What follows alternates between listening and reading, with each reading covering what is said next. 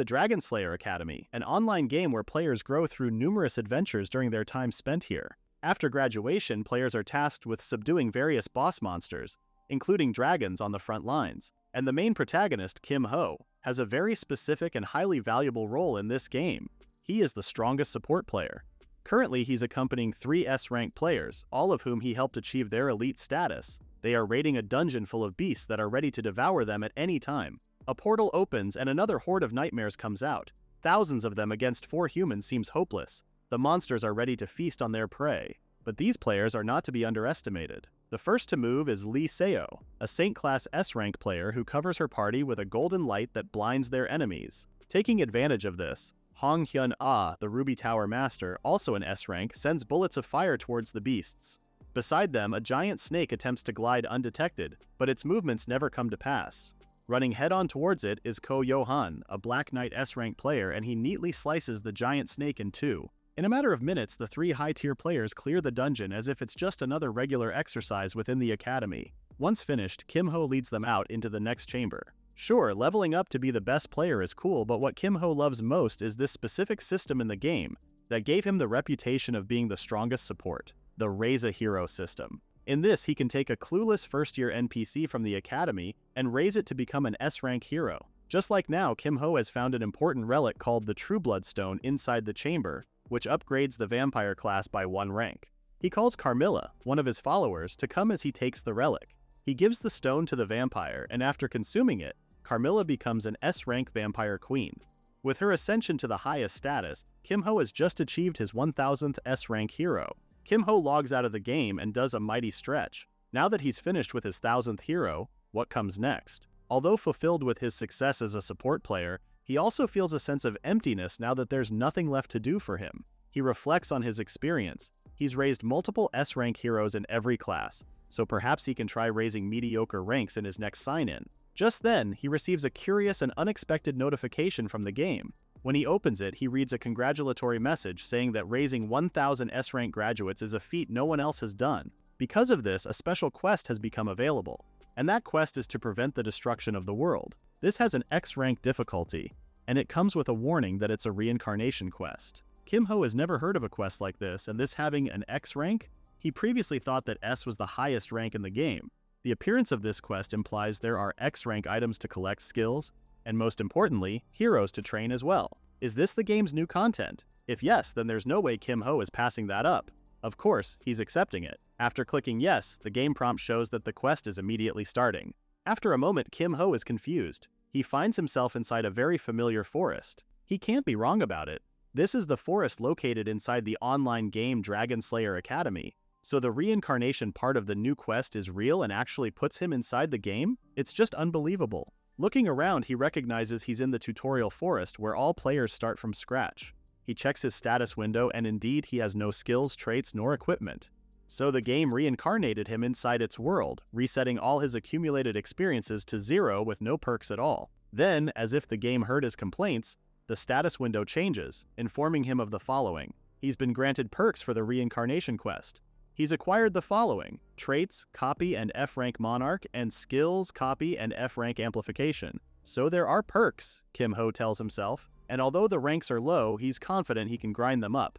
He understands that it's fair, but the game could at least give him another buff. A new window appears, but instead of buffs it shows him the first tutorial quest. The objective is to survive for 10 minutes. Once completed, he'll get the Dragon Slayer Academy new student kit. Below, the timer is already running. This is normal for Kim Ho. Every player starts with this tutorial quest, and he remembers that he only has to run away from low-level mobs. However, what is not normal are heavy footsteps approaching, which are definitely not coming from the mobs. To his horror, when he looks up, he sees 2 dragons fighting each other to death. The blue dragon has gone for the red one's jugular. He runs away, trying to understand why he's dealing with 2 S-rank bosses this early in the tutorial. Is this part of the X quest? For now, the best move is to hide. The red dragon has already conjured magic circles of fire all aimed at its enemy. Kim Ho thinks that if he gets caught in an attack like that, he'll be finished before he even starts. But wait, this is the perfect chance for him to use copy. To do it, he must witness fully the moment a skill or trait is activated. And to do it, he must correctly identify the target's name and rank accurately. Kim Ho has found a safe place from which he can witness the devastating firepower of the red dragon and how the blue one blocks it. It's easy for him to do it since he's done it countless times. In fact, a new window opens up informing him that he's successfully registered the blue dragon's trait to his slot, which is Elemental Resistance S rank. This trait greatly reduces all elemental damage, and for Kim Ho to snag such a trait at this early stage is remarkable. He would have loved a skill too, but without a mana engine he can't use anything yet. For now, he'll just be satisfied with getting an S-rank trait. Then he notices the wind blowing backwards, and he realizes the two dragons are gearing up for a breath attack, their ultimate move. Kim Ho runs again, knowing that even with the elemental resistance, he won't be able to withstand destructive powers. The red dragon breathes out a stream of fire, while the blue dragon produces large flashes of lightning. The two dragon breaths clash, illuminating everything in white and leaving only devastation in their wake. But at last, time's up for his tutorial quest, which he has completed, and now he's getting his new student kit consisting of a uniform, student ID, and a train ticket. Kim Ho's next quest is to board the train to Dragon Slayer Academy. At the train station, some students are doing some last-minute chats with their friends while others are already inside the train. One particular student named Go Hun-woo enters a compartment and asks another female student if he can occupy the other seat across. The female student, whose name is Seo Ye-in, is just about to wake up from her sleep, making Hyun-woo flustered. Just then, the compartment door opens and Kim Ho enters. He asks if there's a seat available. Hyun-woo answers yes and adds that the girl doesn't answer as she's finally woken up. Kim Ho asks the girl if he can sit beside her, to which she says yes. Kim Ho introduces himself and Ye-in tells her name too, while Hyun-woo looks out of place after having been ignored. After a confusing start, Hyun-woo gets to sit with Kim Ho and Ye-in. The lively boy introduces himself as well and thanks Kim Ho for allowing him to sit with them. Kim Ho thinks Hyun-woo gives the classic wuxia protagonist vibes, given his refined mannerisms and his covered sword. He asks Hyun-woo why he's running late. Hyun-woo says it's because he saw two dragons on the way, distracting him and making him lose track of time. This reminds Kim Ho of his own encounter with the dragons, which was definitely a close call. Soon the train starts moving and then all the students are on their way to the academy. Kim Ho reflects on the institution. The Dragon Slayer Academy is the place he keeps coming back to whenever he's raising a new hero. He knows everything about the place, so much so that it has become boring to him. But this time, with the perspective of being reincarnated, things are looking different. His fellow students in the compartment, Hyun-woo and Ye-in, as well as the other students and the train staff, are all unfamiliar faces to him. This world shares the same setting as the game he played in, but the casts are completely different. This implies that upcoming major events may be different and that quests may change too. He must remain vigilant to spot the differences from before. In addition, this girl named Seo Ye-in keeps staring at him, which is unlike anything from before. What Kim Ho doesn't know is that Seo Ye-in has a special eye, which allows her to see anything turn into measurable data. For example, when she looks at Go Hyun-woo, she sees a typical status window that displays skills, traits, and rank. For Hyun-woo, his skill is called Heavenly Flow Wind Sword Style D rank, and his trait is C rank Swordsmanship, with an E rank core. Completely average for Ye-in, but it's totally different with Kim Ho, whose status window is unreadable. The number of times she's seen a status window like this can be counted on one hand, which makes her think this boy is special. Because he couldn't bear it anymore, Kim Ho asks Ye-in why she keeps staring at him. Ye-in remembers an advice given to her. If someone catches her interest, she should try being nice to them. Ye-in blushes, and instead of answering Kim Ho, she brings out her case to reveal the bag of cookies inside and offers him one. Although surprised, Kim Ho takes one. He asks if these are homemade, to which she says yes. They taste pretty average though. Looking at Hyun-woo, Kim Ho asks if the sword beside him is a longsword. Hyun-woo confirms it, saying it's a sacred relic from his martial arts sect. Unfortunately, he's not qualified to break its seal yet, that's why he wrapped it up. Until then, his alternative iron sword will remain his main weapon.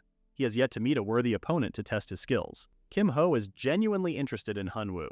He is about to suggest a sturdier sword when the compartment door opens again, revealing a sandy-haired boy who looks too happy to interrupt them. He asks if he can hang out with them for a bit, and Hyun-woo tells him to feel free to stay.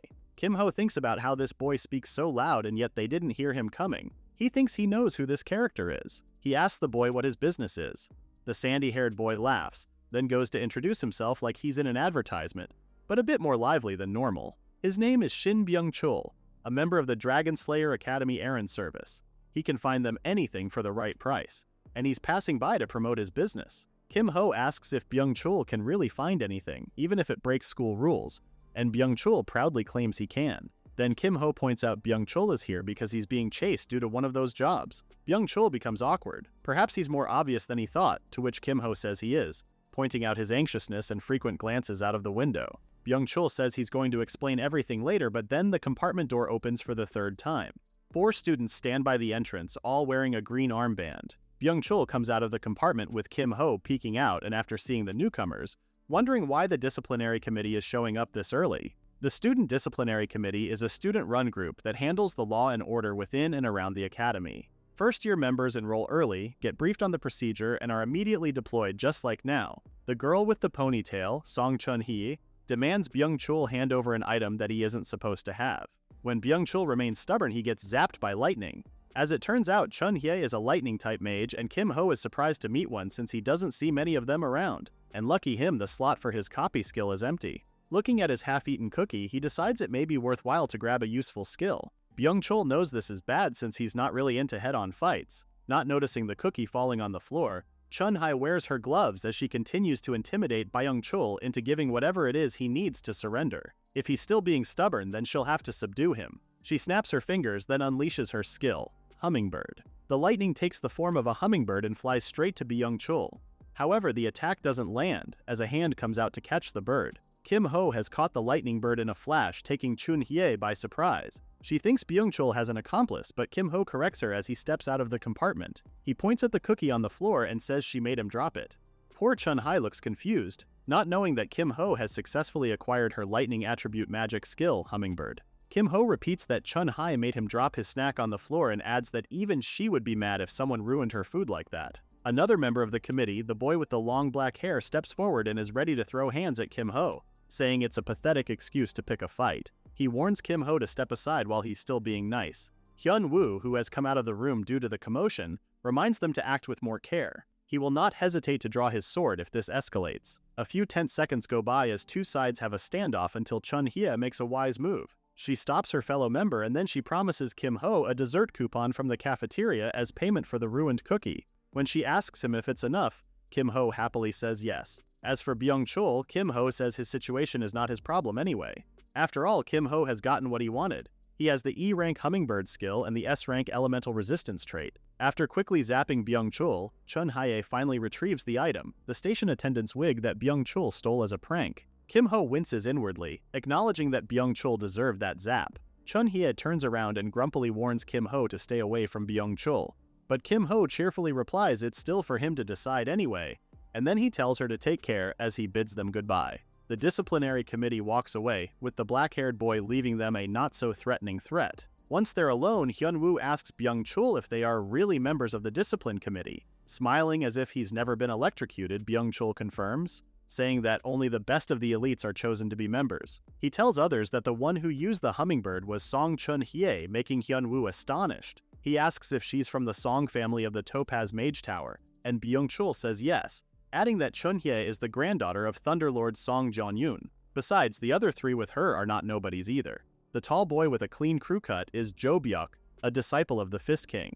The blue-haired girl is Han So-min, who was trained by the Sword Empress, and the black-haired boy is Geum Yohan, the only heir of the Golden Lotus Pavilion. He may be a bit behind others in terms of skill, but he's still someone to look out for. After revealing the names of the discipline committee members, Byung-chul waves them goodbye and heads out of the train compartment.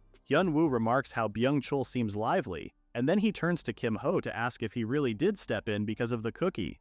Kim Ho says he simply wanted to witness the rare lightning-type magic. Hyun-woo is surprised with what Kim Ho said even though he managed to deflect Chun-hye's spell. Kim Ho asks him if he knows anything about the hummingbird. Hyun-woo admits it's the first time he's seen it. It was so fast that his eyes could barely follow. But he can say that rather than doing damage, Hummingbird is more about focused control and aims to immobilize the enemy. Kim Ho says he's half correct because the other half has something to do with the spell's name. It's called Hummingbird because it mimics the bird's flight. Its performance varies drastically depending on the caster's skill, which means Chun-hye's skill can be analyzed through her spell. Looking back, if Chun-hye was a seasoned mage, then her Hummingbird would have shifted its movement the moment Kim Ho jumped in. But it flew straight into his hand, which meant she lacked control or real combat experience. Hyun-woo is amazed to hear Kim Ho's analysis. To think one spell can reveal so much. In his mind, Kim Ho thinks that's not all there is to Song Chun-hye. The fact that she pulled off an E-rank skill with a D-rank strength is not simple. This can mean she has a powerful trait or has immense innate mana. Whatever the case is, she sure lives up to being Thunderlord's granddaughter. and Kim Ho must add her to his recruitment list. Hyun-woo is happy to have learned so much from Kim Ho even though they just met. He calls it fate, but Kim Ho says he wouldn't go that far since he likes to share things like this. Hyun-woo offers his help in the future to return the favor. Kim Ho considers and he decides to take advantage of it. He asks Hyun-woo to come with him and if he can borrow 1 silver coin. Later, the two boys are at the end of the train, where they find a slot machine with an out-of-order sign. Kim Ho explains that this train used to be used for sightseeing, and this part was the casino. But since the cleanup wasn't finished, the slot machine was left there. Hyun-woo points out it's broken, but Kim Ho still inserts the silver coin, saying who knows. At first, the machine doesn't respond, but then it comes to life. Kim Ho confidently pulls down the lever, knowing that this is part of the hidden event in the game called the broken-looking slot machine. Something rolls inside, and out comes a bottle of water. Well, not bad coming from a supposedly broken machine, but not good either. When Hyun-woo asks why Kim Ho asked him to come, Kim Ho explains that this technically violates school rules. Not exactly playing the slot machine, but the items earned from it. Hyun-woo understands that Kim Ho wants him to stand guard, and Kim Ho confirms. It will be fine since the committee doesn't come in here and they are probably on the other side of the train. But it looks like Kim Ho's words are jinxed because right behind them is Han So-min asking what they are doing here. She reminds them that students are not allowed to touch the slot machine and they will get demerits for breaking the rules. Kim Ho ignores her. Instead, he asks Hyun-woo if he can stall her for a bit. Hyun-woo says he'll try. There's something he wants to test anyway after knowing who So-min is. So-min tells him he'll get demerits too if he helps a fellow student break rules. But Hyun-woo respectfully says he'll take responsibility since it's his decision, which makes So-min pout. Hyun-woo draws out his sword, then tells So-min he's heard about her training under the Sword Empress. He asks if she would grant him the honor of a match with her. She asks for his name and Hyun-woo gives it. So-min agrees and then she steps forward to make the first move. Hyun-woo parries it and manages to make So-min jump back. But she hasn't even started. This time she attacks more forcefully, making it harder for him to defend himself. Kim Ho observes Hyun-woo losing in terms of internal energy, given that his core is a bit underwhelming. Well, time to step in again to see how far this fight will go. Kim Ho uses his amplification skills, making Hyun-woo's core rank jump up from E to C. The duration of this amplification is 1 minute, but with a 1-hour cooldown. Kim Ho tells him to hold out 1 more minute.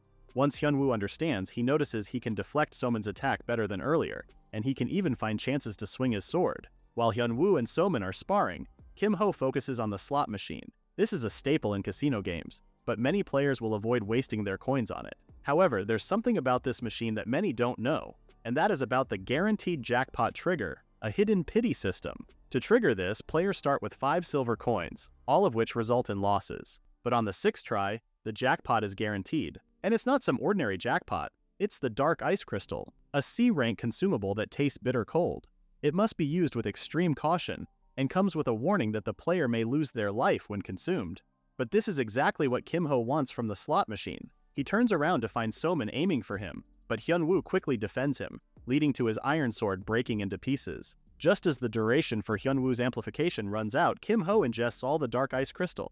The system warns him that the frozen status effect is applied, choking him, and yet the status effect is also removed instantly. This repeats many times until Kim Ho finally stands straight, looking fine like he's never ingested poison. Much later, when the two boys are back in their compartments, Kim Ho explains to Hyun-woo that he's ingested the Dark Ice Crystal, an elixir that can rapidly replenish mana. From his previous experience in this game, he knows that this item is the jackpot from the slot machine, but it can be very poisonous for beginners. Just 1 shard can turn a player into a solid ice statue.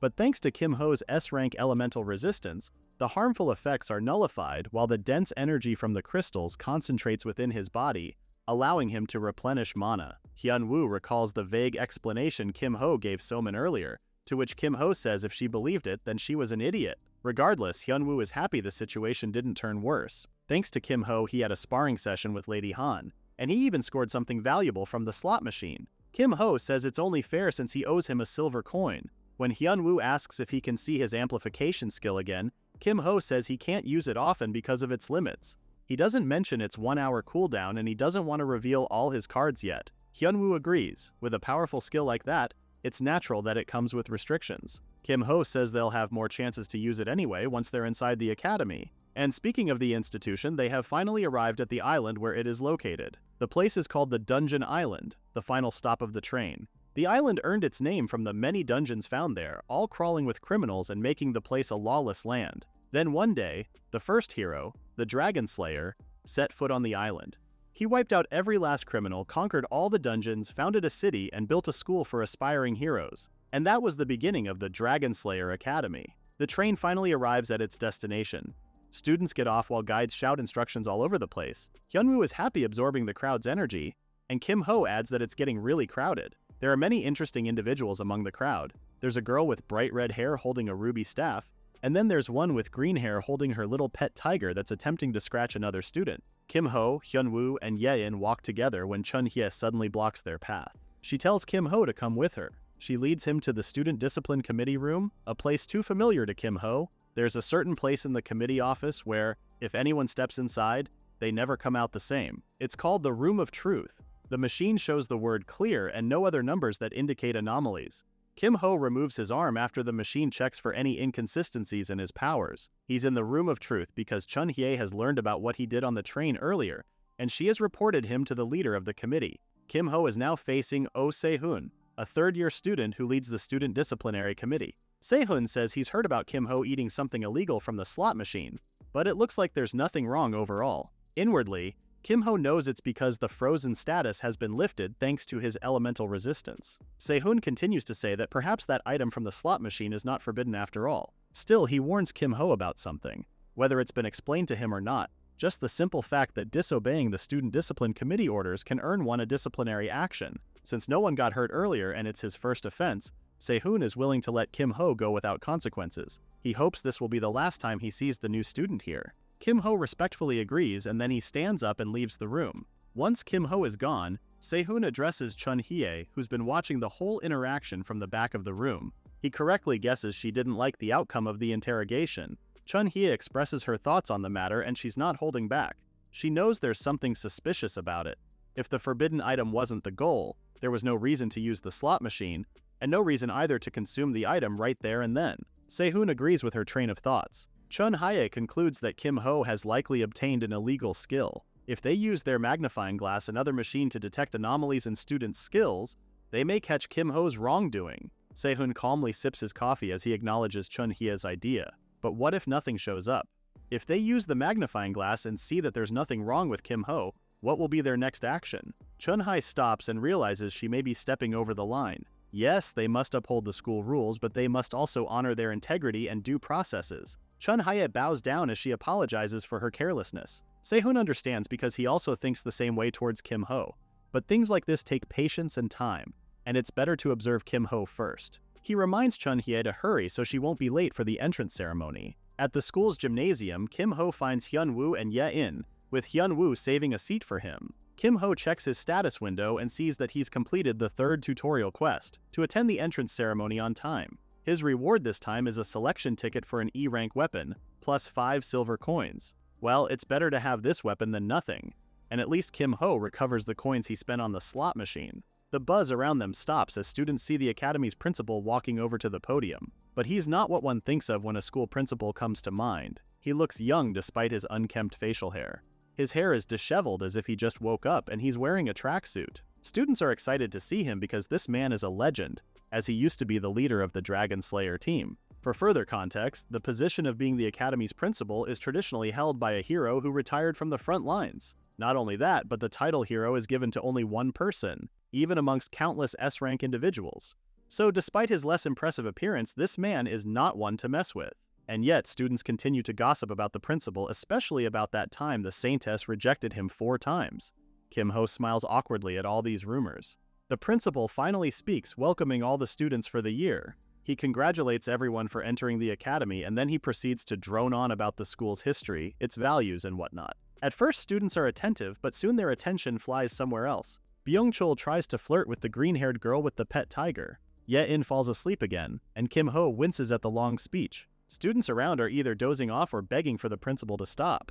After an eternity, the principal finally expresses his good wishes for the students, ending his tedious speech. It looks like Hyunwoo is the only one who enjoyed the speech. He says he used to listen to his master giving advice like this every day, so the principal's speech is not that different. Indeed, there are all types of people in the world. The principal's assistant takes over the podium. Her sharp attitude wakes everyone up as she reminds the students that carrying anything from the list of forbidden items will result in confiscation and point deductions. She adds that all new students will only be allowed to participate in practical evaluations on the ground level of the dungeon. Unauthorized entry may negatively impact their affiliated sect, magic tower, or guild, so caution is a must. Students must not let a moment of curiosity bring ruin to everyone. She encourages them to study the school rules and follow them carefully, and with that, she dismisses the students. As Kim-ho wakes Ye-in up, someone approaches them and invites them to lunch. It's Byung-chul, who is now sporting 3 large claw marks on his cheeks thanks to a certain pissed little feline. Byung-chul tells them to eat well today for tomorrow's first day of classes.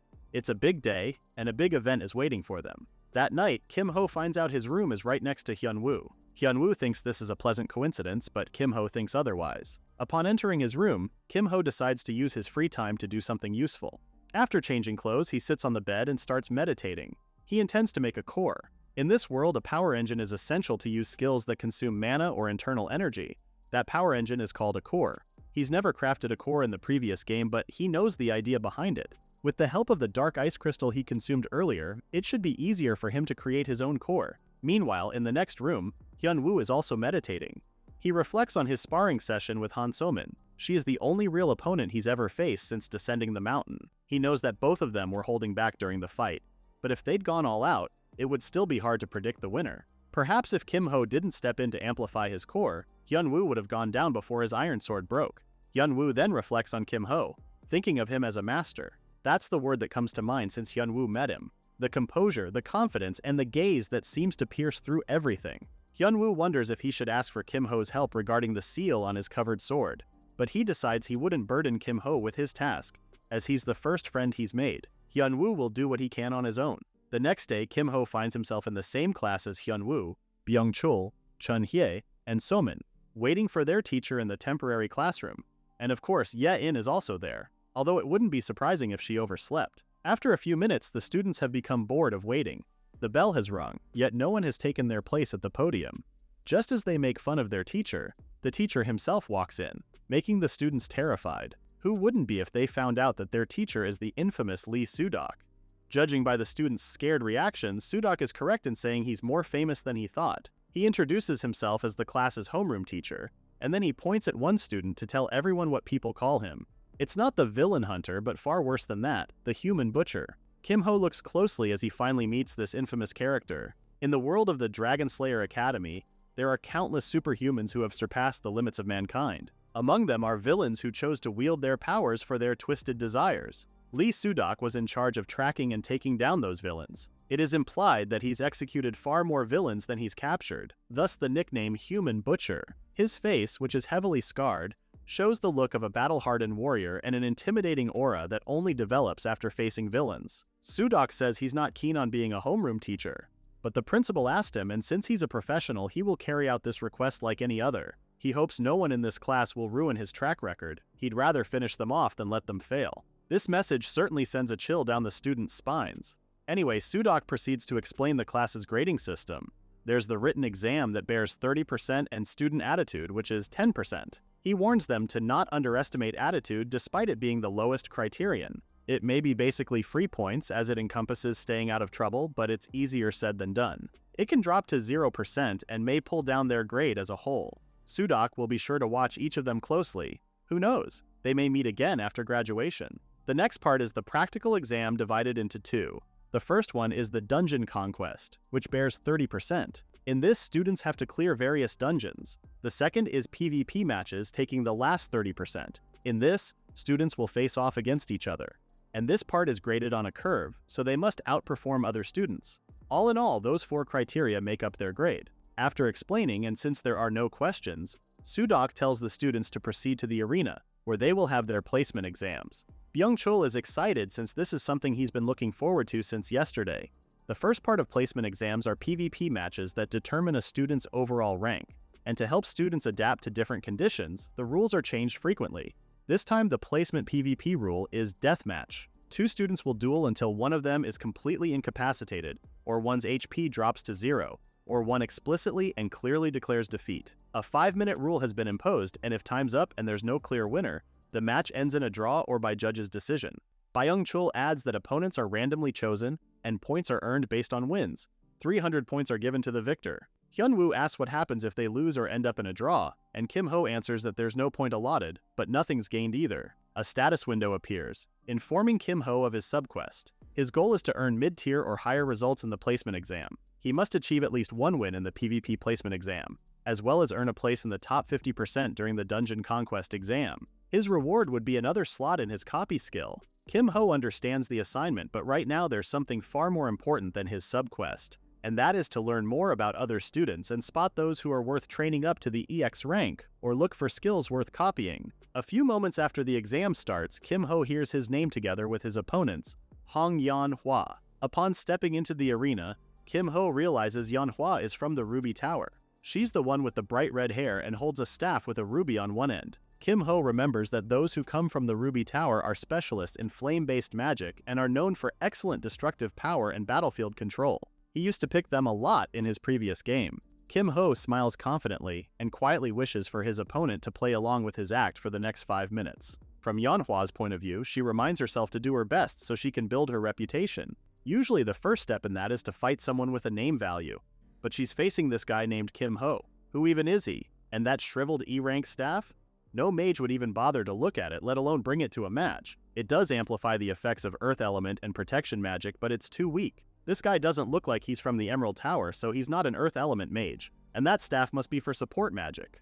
If it favors power over mobility, then this guy must be a turret-type caster, a support. Right after the signal that starts the match, Yan-hwa releases an explosive attack using her skill, Combustion. She intends to finish this match quickly and decisively. The audience is amazed with Yan-hwa's ability, which is expected from someone coming from the Ruby Tower. But to everyone's surprise, there are no deductions on Kim Ho's points. He remains standing as if no fireball has been sent his way. Was Yan-hwa's attack completely ineffective against him? The scoreboard shows that both Yan-hwa and Kim Ho sit at 100 points, which means her previous attack didn't do any kind of damage to him. Yan-hwa questions if her attack didn't work at all or if he used Dispel to protect himself. If that's the case, then there's no way he can block her next attack using Dispel. Yan-hwa creates a magic circle as she points her staff at Kim Ho, and immediately a larger version of the circle appears right under his feet. If he makes one wrong move, then it will be her opening to charge. Still, Kim Ho looks undisturbed as he studies the magic circle. Yan-hwa sees his unbothered expression, and this only grinds her gears more. With gritted teeth, she challenges him to block her most powerful move yet. She shouts her spell's name, Fire Pillar, which Kim Ho anticipates with caution. Immediately, a tower of fire engulfs him inside the circle. The blast is so strong and fiery that even the audience has to look away to protect themselves. As expected of someone from the Ruby Tower, the levels of their powers are insane. However, Yan-hwa is shocked to see that the Fire Pillar did nothing to Kim Ho. He just took her magic as a Ruby Tower master without a scratch. At this point, she must use her trump card. Kim Ho also decides to use his trump card to end this match. Using his staff, he unleashes his own copy of the Hummingbird, which greatly surprises Yan-hwa. She manages to dodge in the nick of time, but the erratic movement of the lightning finally hits her on her shoulder. The paralysis' status effect is applied. Yan-hwa kneels on one knee as Kim Ho approaches her. Then he says they should stop here, reminding her that she must save her cards for later. She must think about the rest of the matches. Yan-hwa struggles with the paralysis' effect as well as with her immense disappointment at how the match went. In the end, she declares defeat. And so, Kim Ho wins their match. Everyone is so surprised at the outcome. The last few seconds went by so quickly nobody knew what really happened. Did Hong Yan-hwa really lose to this guy? How did he not bleed after taking multiple hits?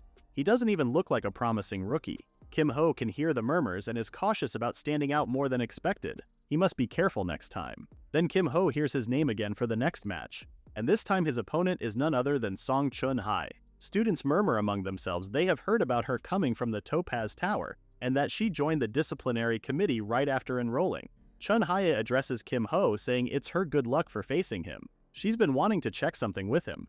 Kim Ho only looks at her unfazed before telling the one officiating the match that he will withdraw here. Chun-hai gets angry, and Sudok, the faculty member who officiates the match, is also surprised. When Sudok asks why, Kim Ho simply says he's not feeling well, so it's hard for him to continue battling.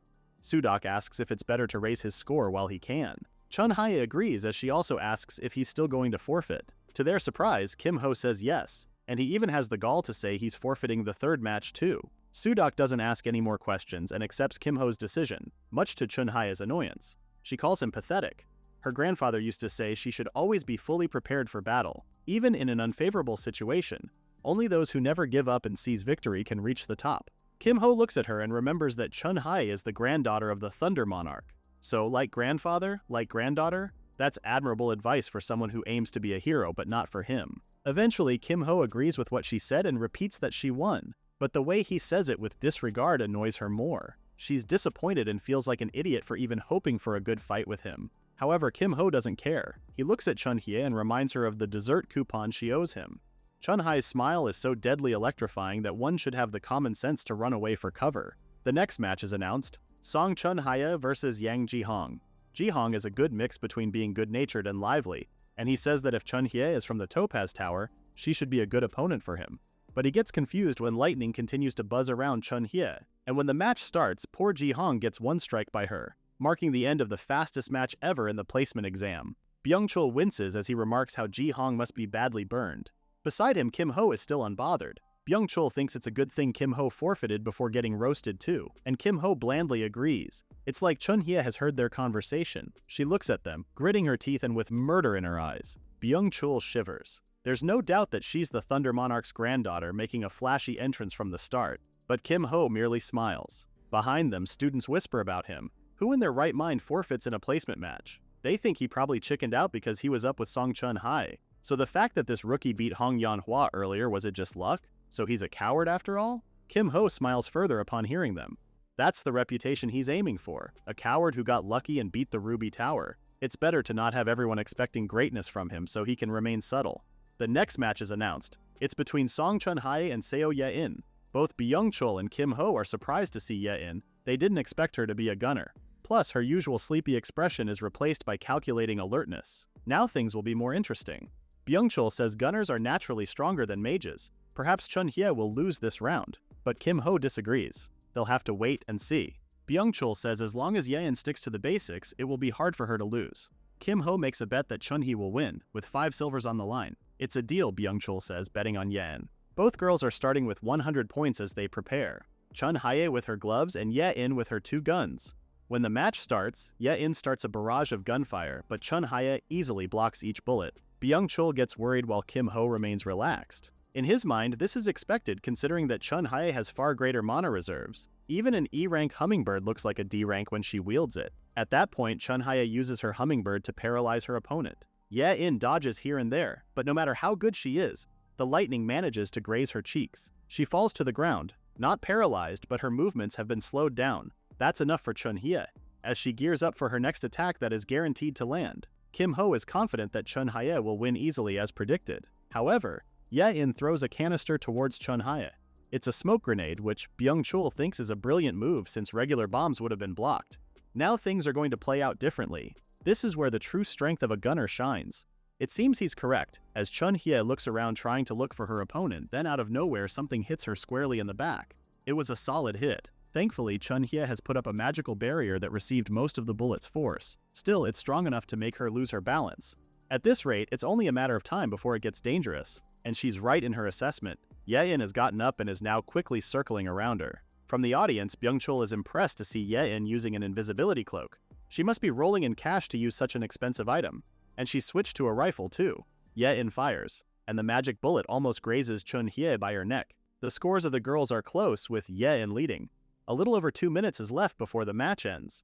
For a few more seconds, Chun Hye can't find her footing. Ye-in wearing her invisibility cloak while moving quickly with all the smoke around is making it hard for Chun Hye to defend herself. Ye-in gets another shot in and it's only stopped by the magical barrier. Chun Hye must read the direction of the bullets if she is to win this round. She concentrates, and right as the third bullet hits her barrier, she turns around to slam the ground with lightning and direct her power to where Ye-in is shooting from. Ye-in jumps up in time, but that's exactly what Chun Hye needs for her next move. She releases the hummingbird, and since Ye-in is in midair, she can't dodge it. The hummingbird hits her squarely in the chest, paralyzing her, just as the timer hits 0. Chun Hae's 85 points win the match over Ye-in's 68 points. Byung-chul can't believe Ye-in lost. While beside him, Kim Ho remains calm as he's already predicted the match's outcome. Chun Hye seems to be in her own league among the freshman students, and much stronger too. On the other hand, Ye-in is not to be underestimated. She has the skills to give Chun Hye trouble for the whole 5 minutes of the match, which is considerable. Byung-chul gives Kim Ho the silver coins he owes, but he persuades Kim Ho to have another bet. It's better to win through 3 rounds. Kim Ho calls him a gambling addict, saying that once is enough.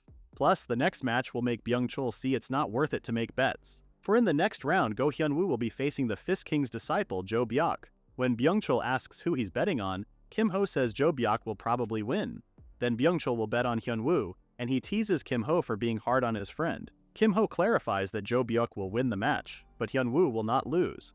What Kim Ho said doesn't make sense in Byung-chul's head, but they should just watch the match. On the ground, Hyun-woo is aware that Kim Ho is watching. He wants to show him a victory, but it won't be easy given his opponent. Jo Byok asks him to use the sword on his back instead of the disposable iron one. Hyun-woo refuses, saying now is not the time. Jo Byok thinks it's a shame. Even so, he'll make sure he won't go easy on him. The match starts and the fist meets the sword. Jo Byok's next move is to put more power into his next punch, and Hyun-woo can't help but acknowledge his opponent's flawless movements. He receives the punch using his sword, but the force is too much that it causes him to get pushed far back despite distributing the impact. If this is how strong each punch is, then he must assume that basic attacks won't work. He sees Jo Byok charging again. If that's the case, then Hyun-woo will use this technique to end the match in one blow. He calls it the blue sword technique. His sword lights up in a blue light and then he swings it as Jo Byok aims for a second punch. There is a cracking sound, and in the next second fragments of Hyun-woo's iron sword fly everywhere. Hyun-woo knows he can't continue. He himself declares his loss. Jo Byok, although he seems fine at first, has actually received a small wound from the attack. This is enough for him to acknowledge Hyun-woo and tell him he'll look forward to their next match. Observing the battle, Kim Ho knows the iron sword can't withstand it. He's seen Hyun-woo's potential back on the train and had small hopes, but using those weak swords like consumables isn't the way forward. Beside him, Byung-chul is pulling out his hair for his second loss. How can Kim Ho predict this much? But Kim Ho has no chill. He immediately reminds Byung-chul he owes him another 5 silver coins. Since Byung-chul has no more money now, Kim Ho chooses another way to get paid. He points at Byung-chul's little notebook and says that information will do.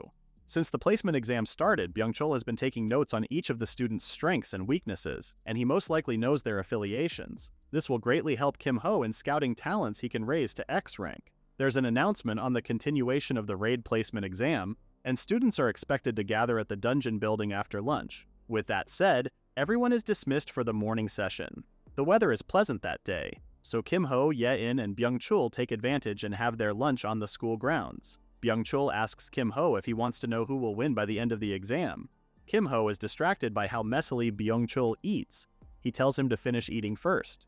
Once he does, Byung-chul asks what information Kim Ho needs. Kim Ho says that for now he just wants to know about the promising talents from the 4 great factions. Byung-chul becomes smug. That's something he's overflowing with top-tier information. At the Dragon Slayer Academy, besides official groups like the Disciplinary Committee, there are 4 main factions. These are the Murim Alliance, the Guild Union, the Magic Tower Society, and the Night Order. And each faction has 1 or 2 promising talents that are expected to lead in the future.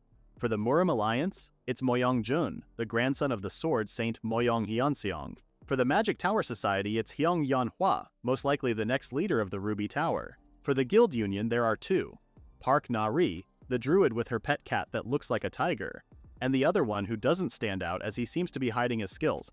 Lastly, for the Night Order, it's Lee Seong-hyun, the son of the Swordmaster. At least in Byung-chul's view, these are the students who are uniquely strong enough to stand out, and Kim Ho agrees that it's a stacked lineup. When Byung-chul asks where Hyun-woo is, his phone rings, and he suddenly remembers about his meeting with his club president. He dashes out of there, leaving Kim Ho and Ye-in in an awkward silence. Kim Ho realizes this is the first time he's made a real bond in this world, and it bothers him how she looks so down after her loss. To cheer Ye-in up, he uses the dessert coupon Chun Hye gave him to buy a cake and to share it with her.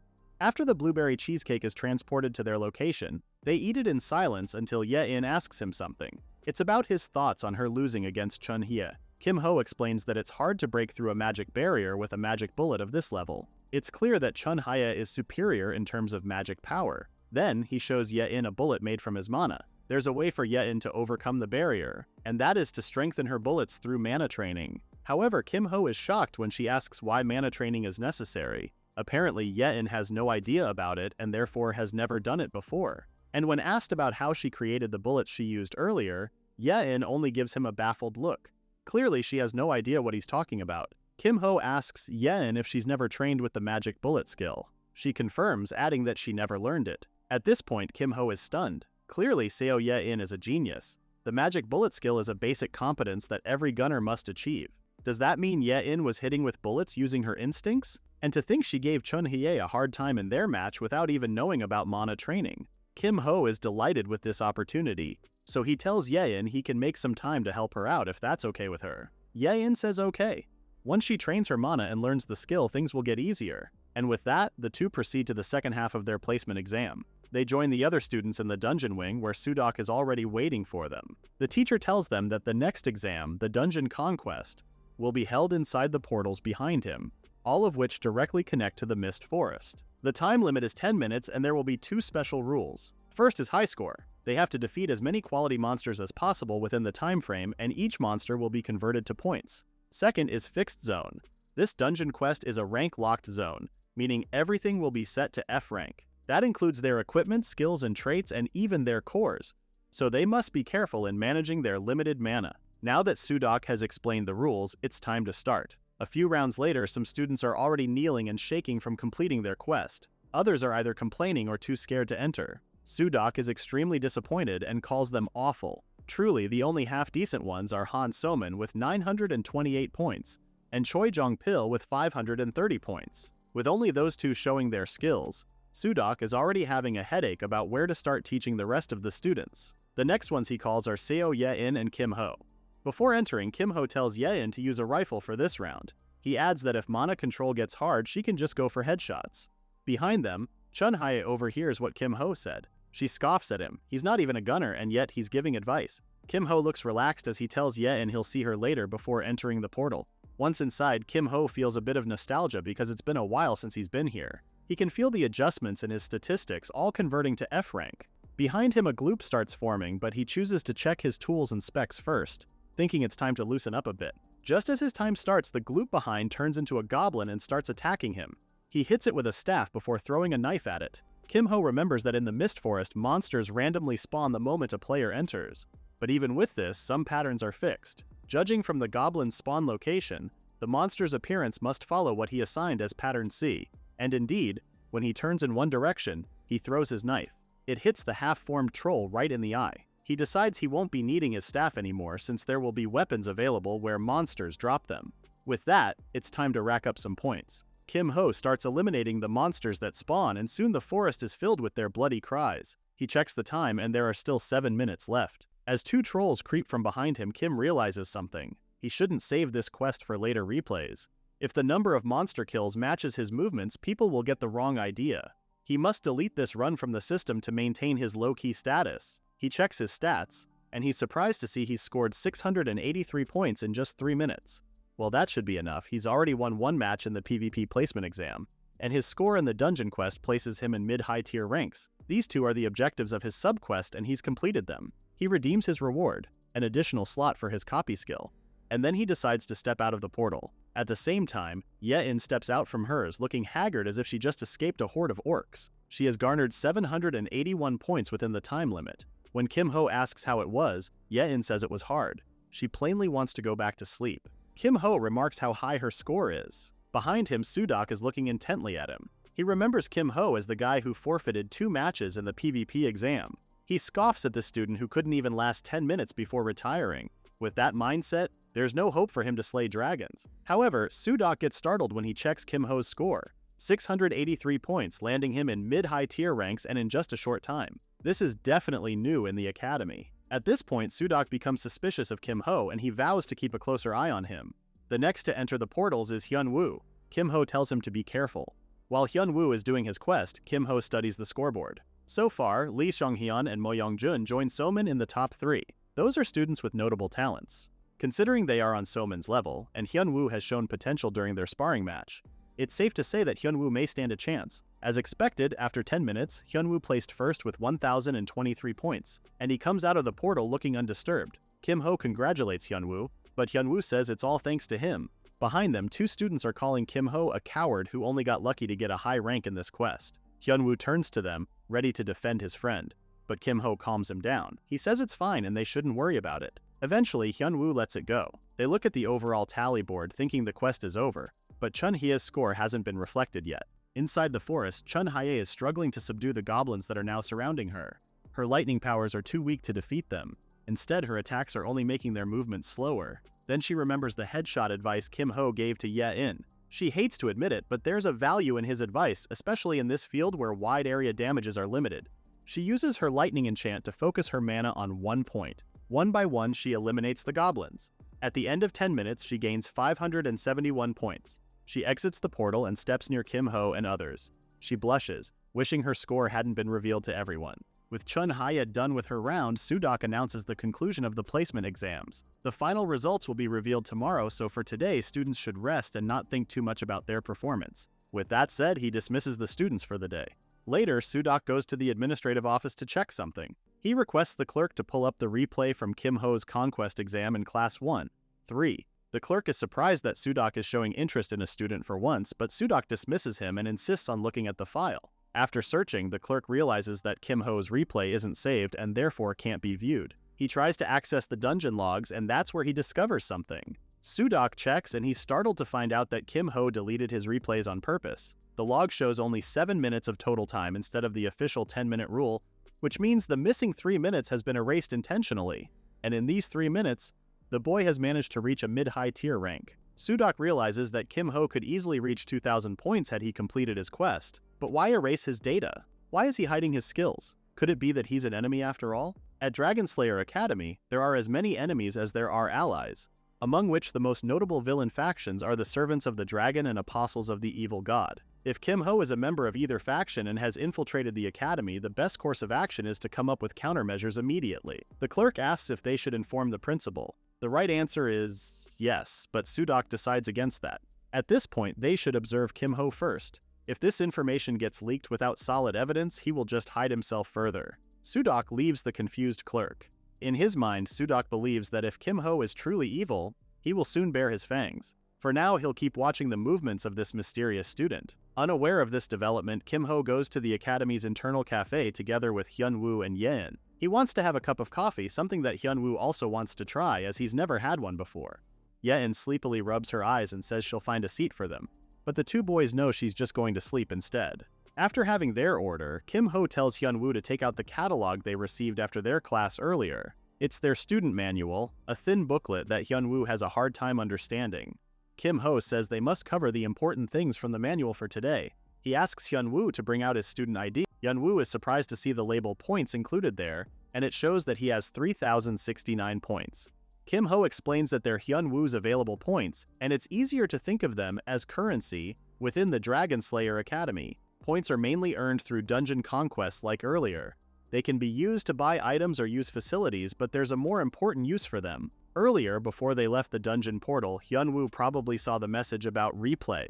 Hyun-woo remembers about it, saying he accepted something but didn't know what it was. Kim Ho tells him he can buy replays of the fight recorded at the time using his points. To illustrate, he buys the replay of Han So-min's 10-minute fight during her conquest. Hyun-woo is amazed to watch how So-min slayed goblins on the crystal ball-like hologram. Kim Ho adds that since Hyun-woo also scored high, his replay is probably selling like crazy too. And indeed, Hyun-woo can see several purchases credited to his account. But he thinks having many people buy his strategy replays isn't good, and Kim Ho agrees. People can analyze his weaknesses and learn techniques to counter him. Hyun-woo reflects that he got lucky getting first place in the dungeon quest because it was basically a physical quest, something he excels at given his previous training. But if it had been a mana battle, they would have found out how weak his core is. Kim Ho says it's still worth taking the risk and suggests Hyun-woo use the mana training room. More specifically, the special training room where mana is denser, allowing faster inner strength building. Hyun-woo gets excited to hear that such a room exists. Kim Ho confirms, adding that to enter the special training room it requires 500 points for a 6-hour use. Hyun-woo calculates if he goes in once a day, he'll deplete his points fast. Kim Ho adds that he won't be able to spend his points elsewhere if that happens. But there is another way to not spend points, and it's called a season pass, which is only given to top clubs. The fastest way for Hyun-woo to gain a pass is to take Mo Young-jun's spot in the swordsmanship club. Hyun-woo deflates. That's a challenging task, given his current skill. It looks like his points are his best choice for now. Kim Ho cuts him off and declares he'll get the season pass for him if he promises to do something for him in return. Hyun-woo is genuinely surprised, but he asks what it is. Kim Ho says that after Hyun-woo gets stronger, they must enter the deep dungeon together. It's a more dangerous quest compared to the Mist Forest. So will Hyun-woo agree to the deal? Hyun-woo says that as a warrior, he's always longed to be strong. He already regards Kim Ho as a master who is now showing him the path, so how could he not risk his life on it? Of course he agrees to Kim Ho's proposal. That's good then, Kim Ho says. He advises Hyunwoo to use his points for now so he can use the special training room. He promises to get the season pass within 2 weeks. Now that the deal is on, Kim Ho's next step is to make another deal. He proceeds to Workshop 4 where a lone student is tinkering on something.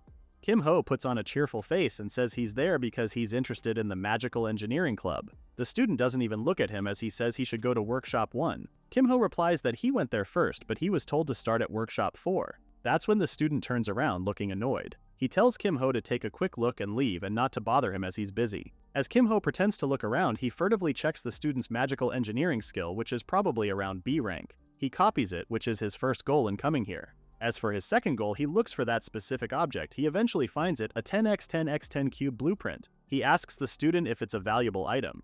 The student says it's got high specs for no apparent reason and no one can make or use it, it's just trash. But Kim Ho finds it interesting and asks if he can have it. He's not comfortable taking it for free, so he purchases a heat catalyst reagent for 1,000 points.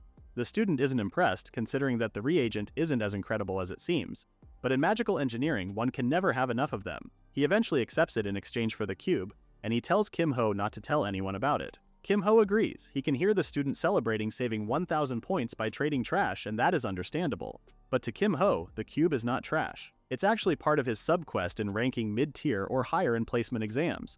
In retrieving this cube, he triggers a chain quest in which by completing all of them, he gets the final reward, an S-rank item called the Cube of Life. But Kim Ho has played this game before and has raised countless S-rank heroes. It's natural that he knows the shortcut in getting many S-rank items, and the cube is not that different. For his plan, he first enters the Mana training room. Then, using amplification, he raises the rank of his magical engineering skills from B to S. In 1 minute, he has to configure the cube to transform it into its S-rank version. After a minute, the magical engineering skill returns to B rank, and there's a 1-hour cooldown before he can raise its rank again. There's no point continuing the cube's configuration with a B rank skill, so he uses the cooldown period to meditate and refine his core.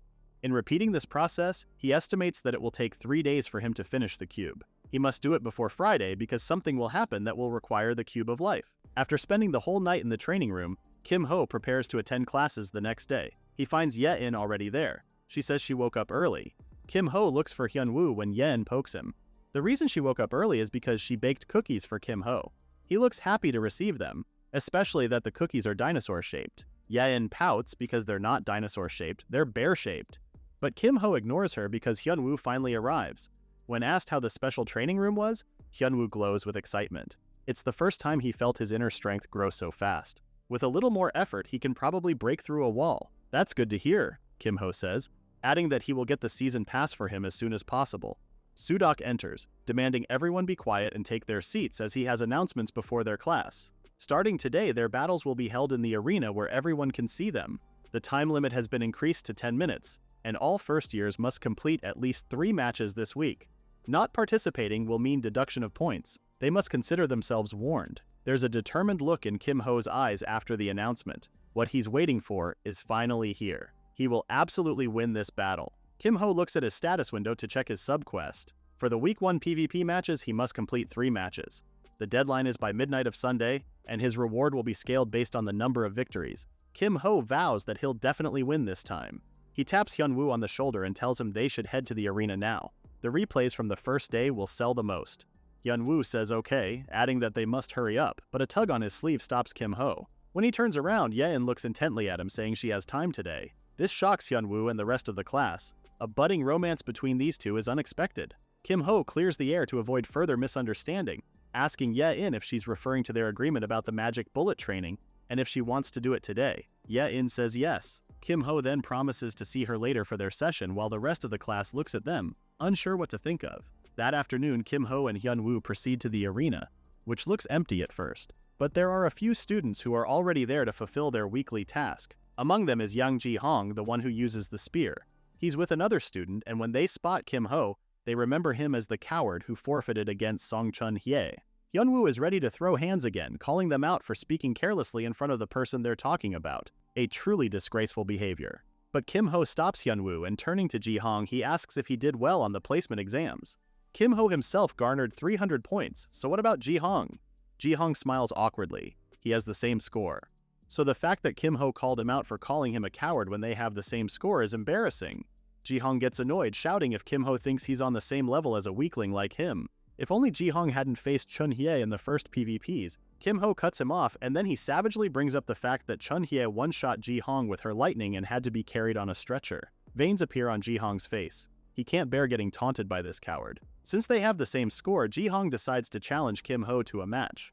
He's going to show that there's a wall of difference between their strengths. A few minutes later, Kim Ho and Ji-hong are facing each other on the grounds, their scores showing the initial 100 points. Ji-hong takes his stance with his spear, claiming to finish his opponent in one blow. Kim Ho remains cool as he summons his staff and agrees to finish this quickly. When the match starts, Ji-hong charges forward, the tip of his spear aimed directly at Kim Ho. But Kim Ho is unbothered. How can Ji-hong be this foolish to fall for the same tactic again? The hummingbird has already hit Ji-hong before he can reach Kim Ho, and he experiences the same paralysis effect as before. Kim Ho raises his staff and insincerely apologizes for not ending this match as cleanly as Chun-hye did. Ji-hong tries to make sense of what's happening, but it's too late. There's a thud sound followed by a cry of pain. Kim Ho has smacked Ji-hong with his staff, earning him the match's victory. Kim Ho jokingly asks if the coward really won while Ji-hong lies on the ground, his head full of lumps in places. Ji-hong grits his teeth and says he'll win if they fight again. "Oh yeah," Kim Ho taunts, and agrees to another round. A few minutes later, Kim Ho wins again. Ji-hong looks up from the ground and claims he's going to win in the next round. Saying this with a battered face and a head full of lumps smoking hot and fresh is ridiculous. Kim Ho turns around and pretends to be tired for the day. He considers that he still has to do 3 matches, so he'll save his energy for later. But he might get something from this Ji-hong guy. He turns back and looks at Ji-hong. If he really wants to fight again, Kim Ho can oblige him. But first, tuition. Kim Ho won't fight unless he gains something in return, which makes Ji-hong call him cold-blooded. In the end, Ji-hong decides to give him a spiritual pill manufactured by his family. Kim Ho looks at it and sees its worth. He accepts it and tells Ji-hong one more condition. He must not record or talk about this match. Ji-hong agrees since there's no benefit anyway if word gets out. Well then, since he's got his payment, Kim Ho is ready to spar with Ji-hong until he's satisfied. After a few more rounds, Kim Ho remains standing, unbothered and unscratched while Ji-hong lays on the ground in utter defeat. "That should be enough," Kim Ho says. As he walks away, Ji-hong calls him to wait for a moment. Kim Ho turns around to see Ji-hong kneeling with humility. He apologizes for his rudeness earlier. He admits to judging Kim Ho quickly and he declares that he's no coward. Kim Ho is satisfied, but he tells Ji-hong to keep pretending that he is, for now. Ji-hong is confused, but he doesn't ask further questions. If Kim Ho is the coward, then Ji-hong is the one who suffered multiple loses. Kim Ho walks to Hyun-woo and asks how he's faring. Hyun-woo says he has 2 wins so far, and he'll finish his 3rd match so Kim Ho can go ahead. Kim Ho wishes him luck before leaving. He then meets with Ye-in in the Mana training room. This will be their discussion about magic bullets. He asks her to create a magic bullet first. Ye-in does, and Kim Ho is amazed to see her effortlessly creating it. He wonders how she lost to Chun-hye when she used a lump of mana like that. He tells Ye-in they will be discussing the concept of distribution first, then he starts explaining this concept. Later, Ye-in is having her PvP match with a student named Kwak Ji-cheol. This match will test how much Ye-in have learned from his training with Kim Ho. They are fighting on an uneven terrain, which Ji-cheol takes advantage of.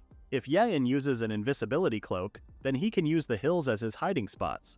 There's no way she can check every hill to find him. But Ji-cheol has no idea about Ye-in's special eye, which helps her spot unnatural flows of mana. She can see Ji-cheol has put up a barrier, so she makes her first shot. Ji-cheol is confident. Even if she destroys the hills, she can't destroy his magic barrier. He has no reason to be afraid of a gunner who can't break through Song Chun-hye's shield. However, to his surprise, Ye-in's first shot creates 2 holes in his barrier. Ye-in smirks as she gears up for her second shot, which will be a guaranteed win. Already panicking, Ji-cheol can't believe she has managed to break through.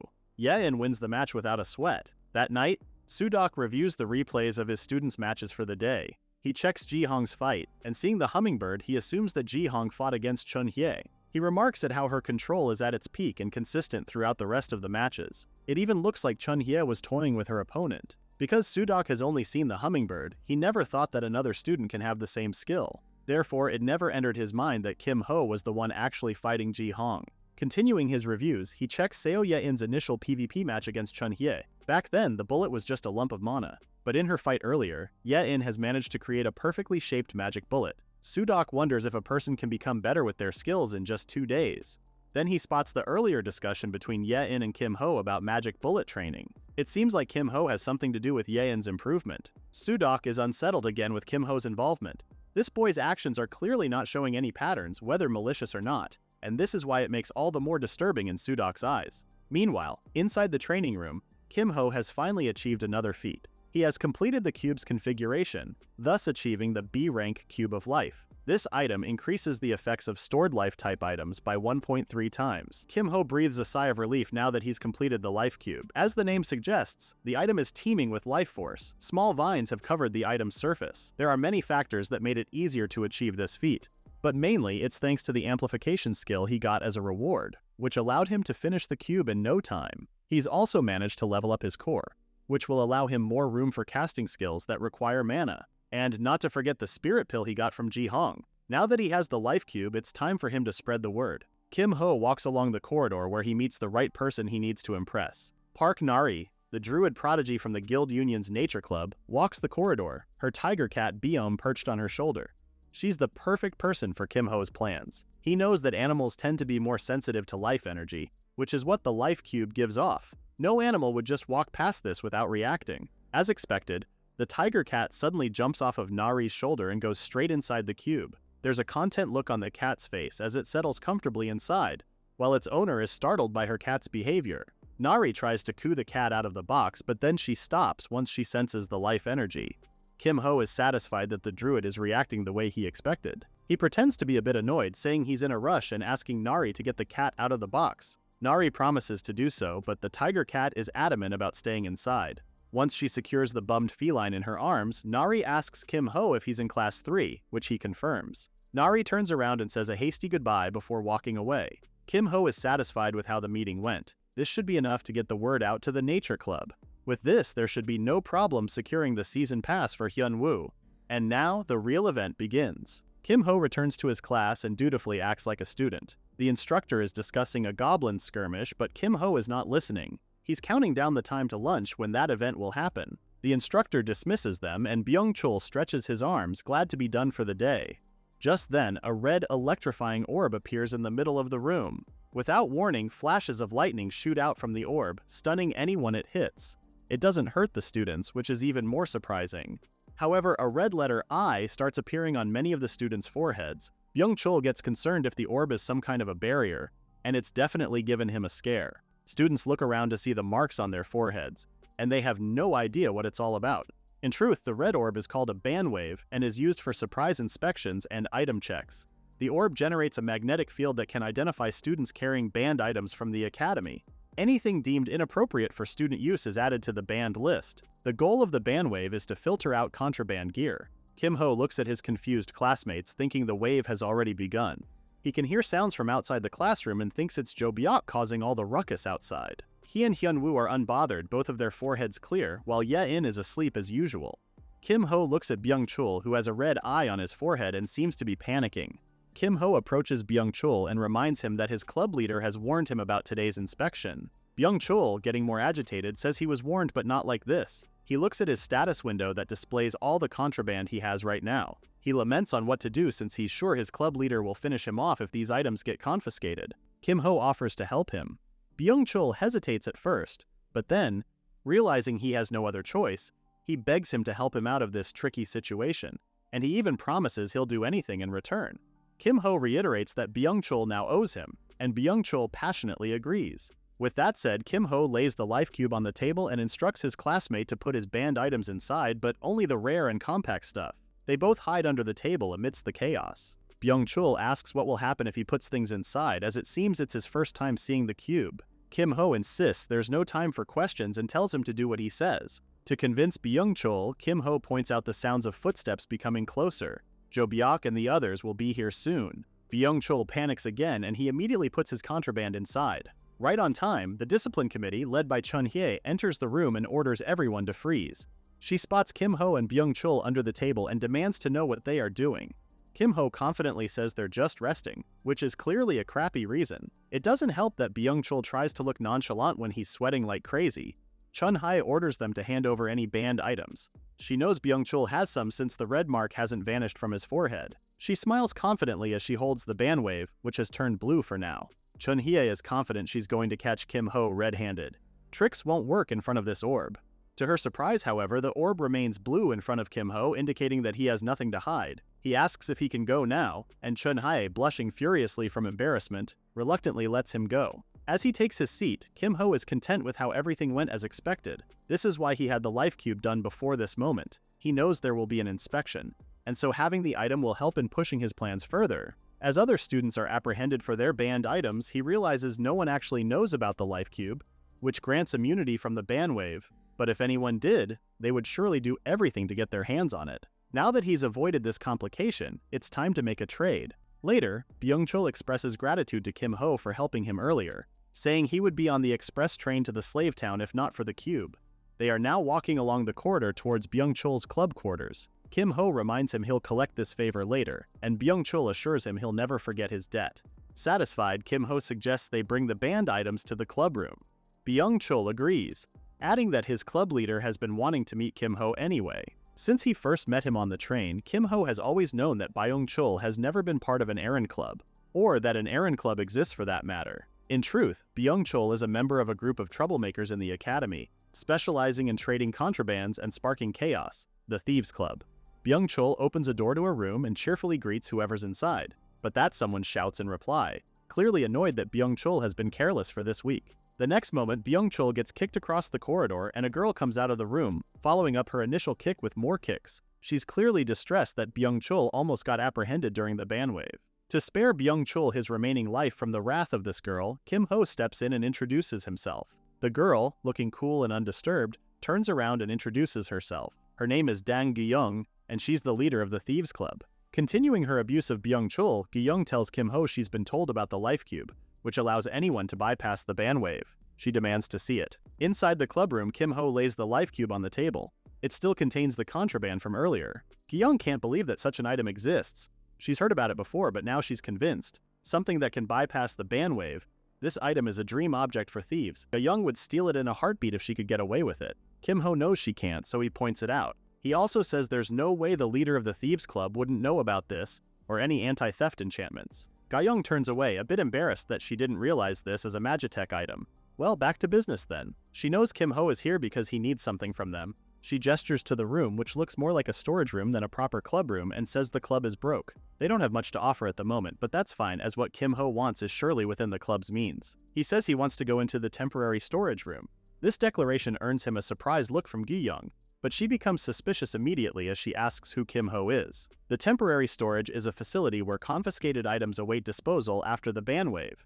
Normally, the banned items are reviewed over the weekend, and those deemed inappropriate disappear into some secret vault no one knows how to find. However, Kim Ho believes there's a way. Kim Ho predicts that the review will happen tonight or tomorrow. Gyung suspects Kim Ho has been sent by the disciplinary committee as a spy, but Kim Ho refutes it, saying he doesn't get along with those guys. For now, he says there's something inside the temporary storage that he needs. Gyung appreciates Kim Ho helping Byung-chul earlier, but this is something she cannot do to return the favor.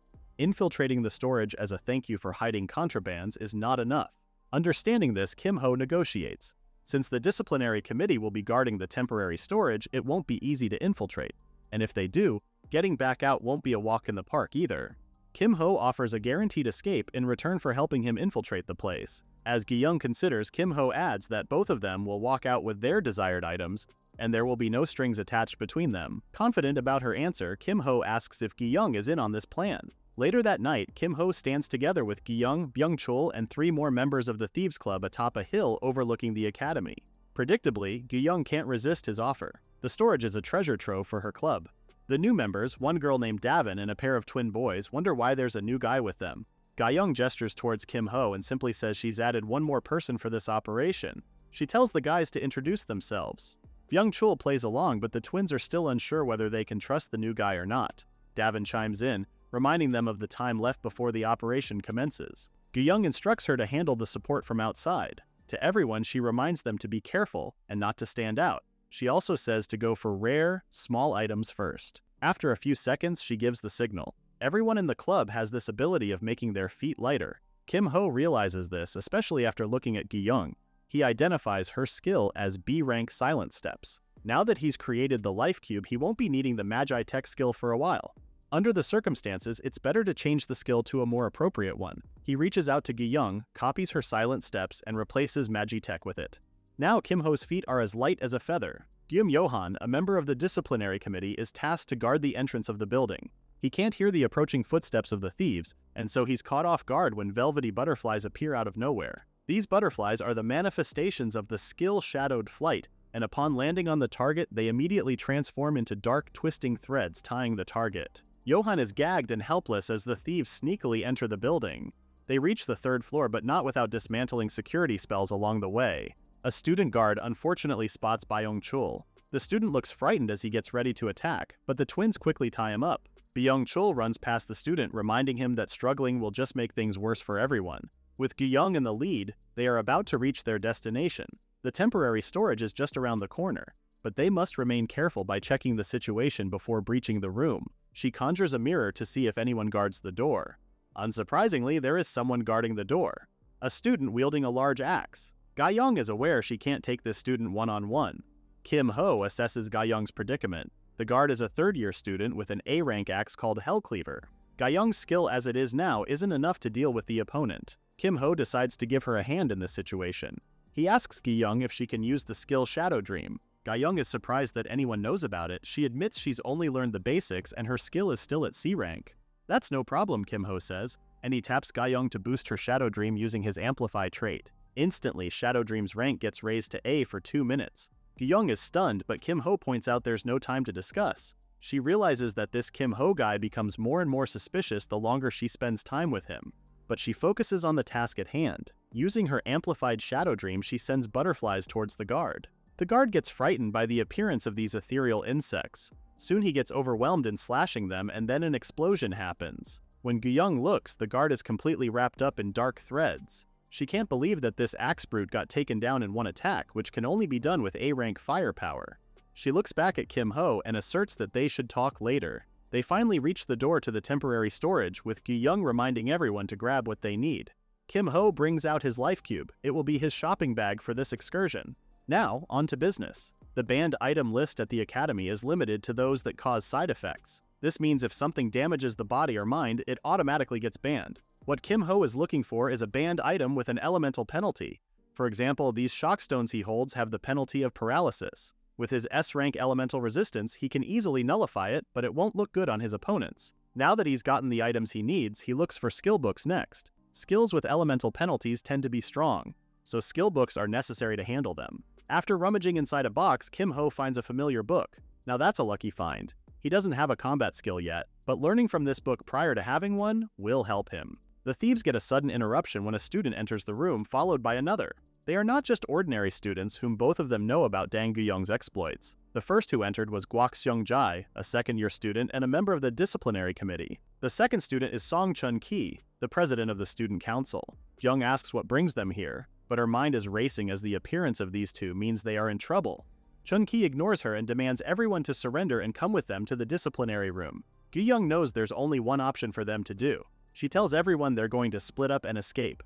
She uses Shadow Haven, a skill that creates a shadow dome, concealing all allies inside for 5 minutes. Before Chun-ki and Seung-jae can react, the thieves run past them out of the room, like speeding, elusive shadows. Seung-jae remains nonchalant as he communicates with other guards about the thieves' escape. He orders them not to let a single thief run away. Kim Ho has separated from others after that flashy escape. As he runs along the hallway, a thick pillar of earth suddenly bursts out from a wall aiming for him. He dodges and he hears the person who used it. It's Seung-jae. He compliments Kim Ho for dodging his attack. Kim Ho is surprised at how fast Seung-jae has caught up to him. Seung-jae says he's identified most of the members of the Thieves Club, but he doesn't remember a new member joining. Kim Ho remains quiet, which Seung-jae remarks is a smart move. That only means one thing. Surrender is not an option for this new thief. Seung-jae uses his skills to manipulate sharp boulders to trap his target. Kim Ho uses his hummingbird to get past these boulders. In retaliation, Seung-jae summons mini rock cannons held up by tree roots. These cannons shoot seed-like ammunition, but the hummingbird winds through them until it hits Seung-jae, instantly paralyzing him. He's never seen such control of this skill, and without defensive spells, he'll be toast. Not bad for an amateur thief. Kim Ho runs past Seung-jae, but he finds himself surrounded by more rock cannons. Seung-jae has managed to lift the paralysis effect. He seriously intends to end this fight and take in this culprit. The cannons shoot more bullets, and it seems like Seung-jae has the upper hand in this fight. However, when the smoke settles, he's surprised to see that his opponent is still standing without any damage, and he looks like he's generating heat. Kim Ho clenches his fist as he gets ready to unleash this fiery skill. Seung-jae can't believe a student will dare use this skill, much less a newbie in the academy. It's a forbidden skill and only a madman would ever dare use it. Seungjae uses his threefold stone wall to protect himself from the incoming attack. Kim Ho is ready to demolish his opponent using his new skill, Inferno Fist. In one punch, he blasts a burning hole through the 3 stone walls and directly hits Seungjae.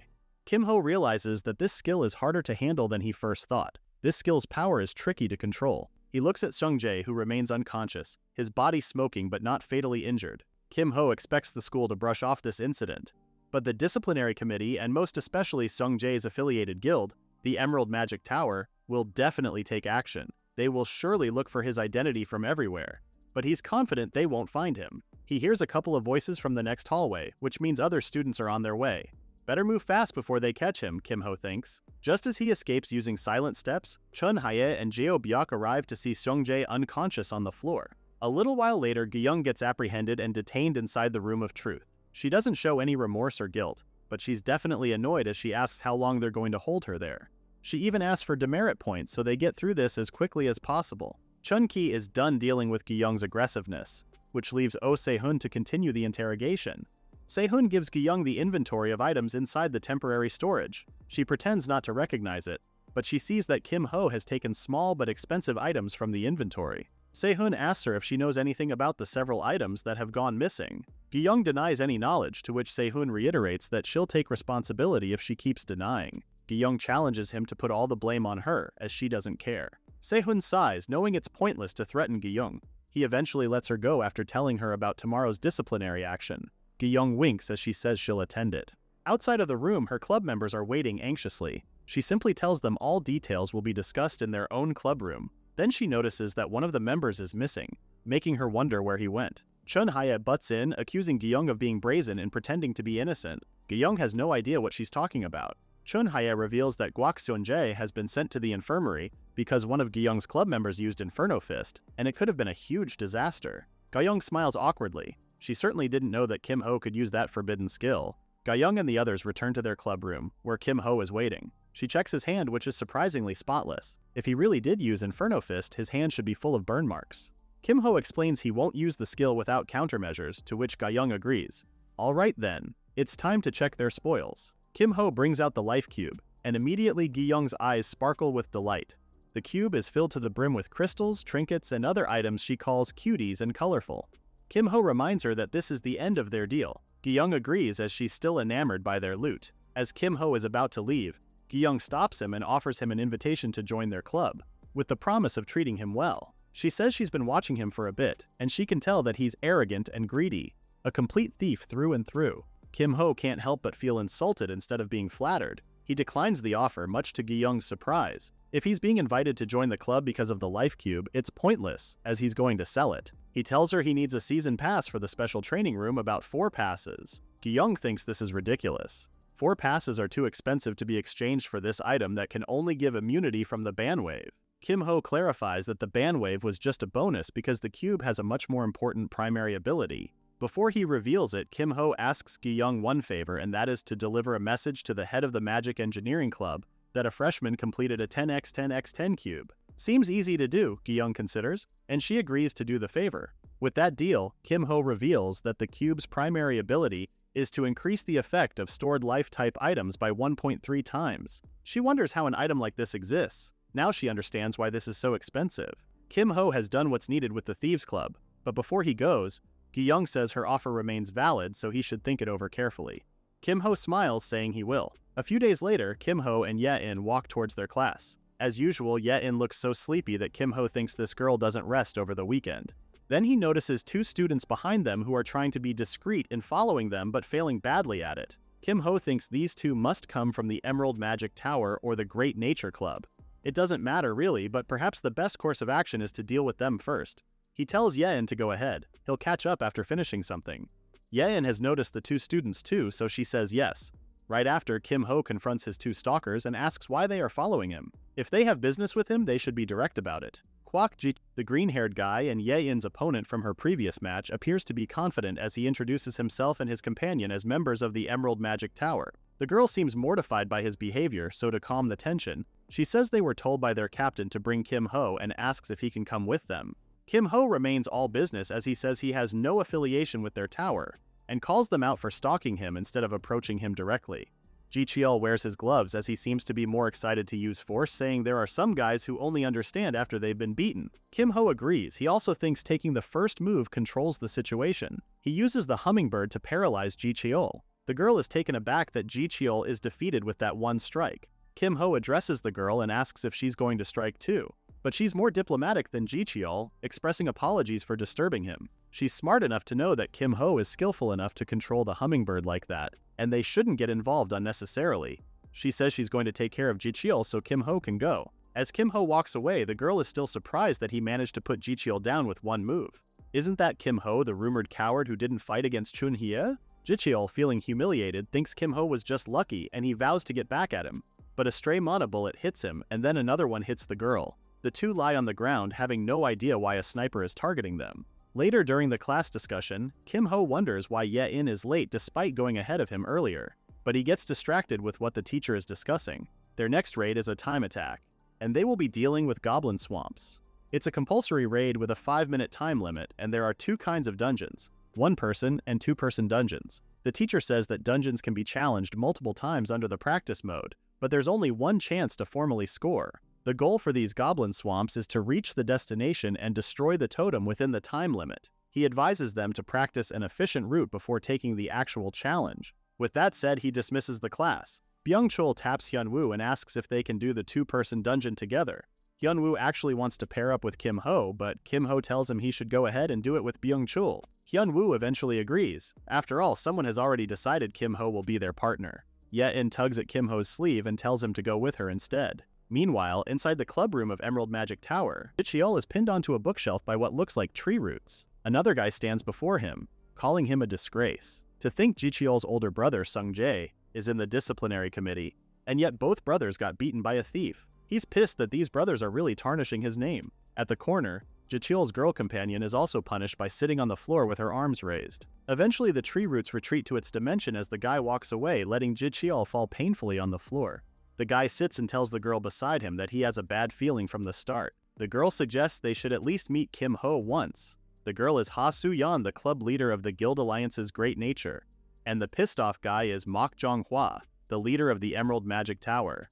Jong-hwa says the prestige of the Emerald has fallen to the ground. He's heard about the rumors of the mysterious box that Kim-ho possesses, but that item alone is not worthwhile to pursue him.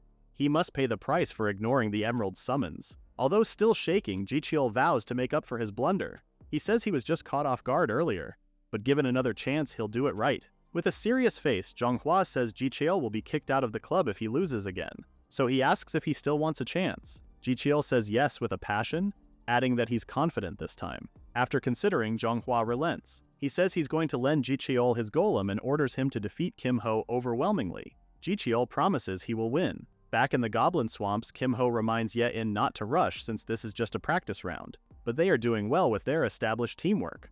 Kim-ho thinks back to his new subquest, which is to clear strategy battle dungeons for both the solo and the duo dungeons. To get the best rewards, he'll have to finish both within 1 minute. For the solo dungeon, that shouldn't be a problem, but the duo dungeon is another story. He can coach Ye-in and reveal the patterns and strategies. After all, he's cleared this dungeon before he got reincarnated.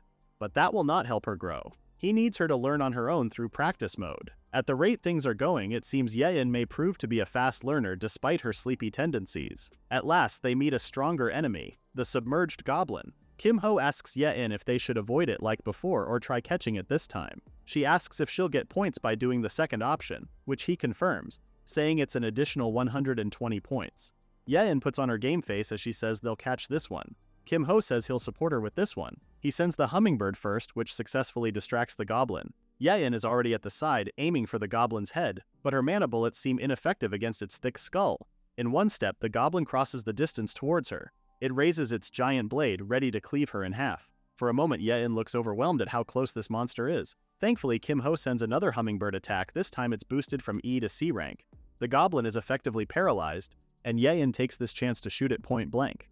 After the practice round, they have gained 649 points. This is a good improvement considering they've cut their time down quite a bit compared to their previous run. Still, he thinks they can reduce their time even more. Ye-in agrees. Then she asks if he can give her another lecture about magic bullets. Kim-ho appreciates her competitive spirit, It looks like facing the goblin earlier hurt her pride. He asks if they should stop for now and head to the training center. Ye-in agrees. At the shooting range in the training center, Kim Ho tells her about a skill called ejection. Right now, Ye-in has grasped the concept of shaping her magic bullets and using her gun to shoot them. Still, she's using them as tools, but there is a more effective way to use them. He shows her an example for easier understanding. First, she must imagine her hand as the magic gun. Next, she must concentrate her mana until it forms the bullet, and then she can release it at the timing of a flick. This is the basics of ejection. It's similar to creating a magic bullet, but it's more controlled. He tells her to try it. Ye-in takes her position, listening closely to Kim Ho's instruction, but first times are not meant to be perfect. Ye-in flicks the bullet and it flies backwards right onto Kim Ho's head. Kim Ho suggests using pure mana first so she can get the hang of it. She can keep practicing like that until she can proceed to mana bullets. For now, he'll grab something to eat first. Ye-in stops practicing, reaches into her pocket, pulls out a black card, and gives it to Kim Ho for his dinner. As expected from a rich young lady, although it feels awkward for him to accept such generosity. At the cafeteria, Kim Ho is ordering his food when Somin spots him and greets him. Together with her is Chun-hye, who seems to have developed an automatic annoyed yet awkward reaction towards him. Why is that guy here of all people? But this is a good opportunity, Chun-hye realizes, as she can confirm an important detail. She approaches Kim Ho and asks him to show his hands. When he asks why, Chun-hye says she wants to read his palm. But in truth, she suspects Kim Ho to be the same thief who used Inferno Fist against her senior Seong-jae. A skilled user of Hummingbird and a close acquaintance of Byung-chul from the Thieves' Club, there's a strong possibility that Kim Ho is that missing member that Gi-young mentioned. Kim Ho, unaware of her intentions, gets surprised that Chun-hye can do palm reading. Chun-hye is confident she's caught him unaware, even challenging him about showing his hand. But to her surprise, he does show his hand, which looks unblemished and as ordinary as it can be. Now she's the one who gets flustered as she asks for his other hand. But it also looks fine too. There are no signs that he recently used a forbidden skill. Kim Ho asks if he can take his hands back, and Chun-hye realizes she's holding his hands for a bit longer than she'd like. She turns around, blushing and embarrassed, and apologizes for the intrusion. But Kim Ho asks her for the result of her palm reading if he has any luck with love. She turns to him, agitated, and declares he's going to have a hard time moving forward. A lot! Kim Ho just smiles as he watches an annoyed Chun-hye. He knows she's trying to catch him as the culprit from the temporary storage incident. Well, he should be fine for now, and Kim Ho goes back to getting his food. The next day, Kim Ho and Ye-in take the practice round again for the duo dungeon. Ye-in seems to be more certain this time as she takes out multiple goblins. With Kim Ho's hummingbird and her magic bullet, they manage to take down the boss goblin and break his blade. After the round, there's an improvement with their time and they garnered higher points. Kim Ho is happy that his protege is learning fast. Their actual battle is perfect, proving that she's harvesting the fruits of her hard practice. But he falters when he notices her looking at him, smiling for the first time. At last, after scoring in the duo dungeons, the students are about to take the solo dungeons. Kim Ho tells Ye-in that it shouldn't be difficult after all their practice and actual battle. But if she feels uncertain, she can do the practice mode first. As for himself, since he's cleared the duo dungeons, Kim Ho feels fine about facing another dungeon on his own. This time, he can focus on his quest. He enters the goblin swamp, and he decides to end it right there and then. He uses the Inferno Fist to obliterate all creatures in his path. The thing is, this skill is too powerful for this dungeon, even for the boss goblin. Kim Ho may have gone overboard with using it. In just 18 seconds, he terminated 71 goblins and has garnered a total of 948 points. He reminds himself to delete the replay of his run before leaving. Anyway, now that he's accomplished his subquest and got extra points, he expects the rewards to be upgraded too. As soon as he checks the options, he knows what reward he will redeem. In the first place, he took this quest aiming for this trait, since this perfectly fits the path he's going to take. To become an all-rounder supporter who is both strong and can do his support role, having a wind-type skill set is a must. The system recognizes his choice, and now he's granted a new trait skill, the Blessing of the West Wind. Kim Ho is now a wind-type supporter. As he leaves the dungeon portal, Kim Ho is met with a group of students.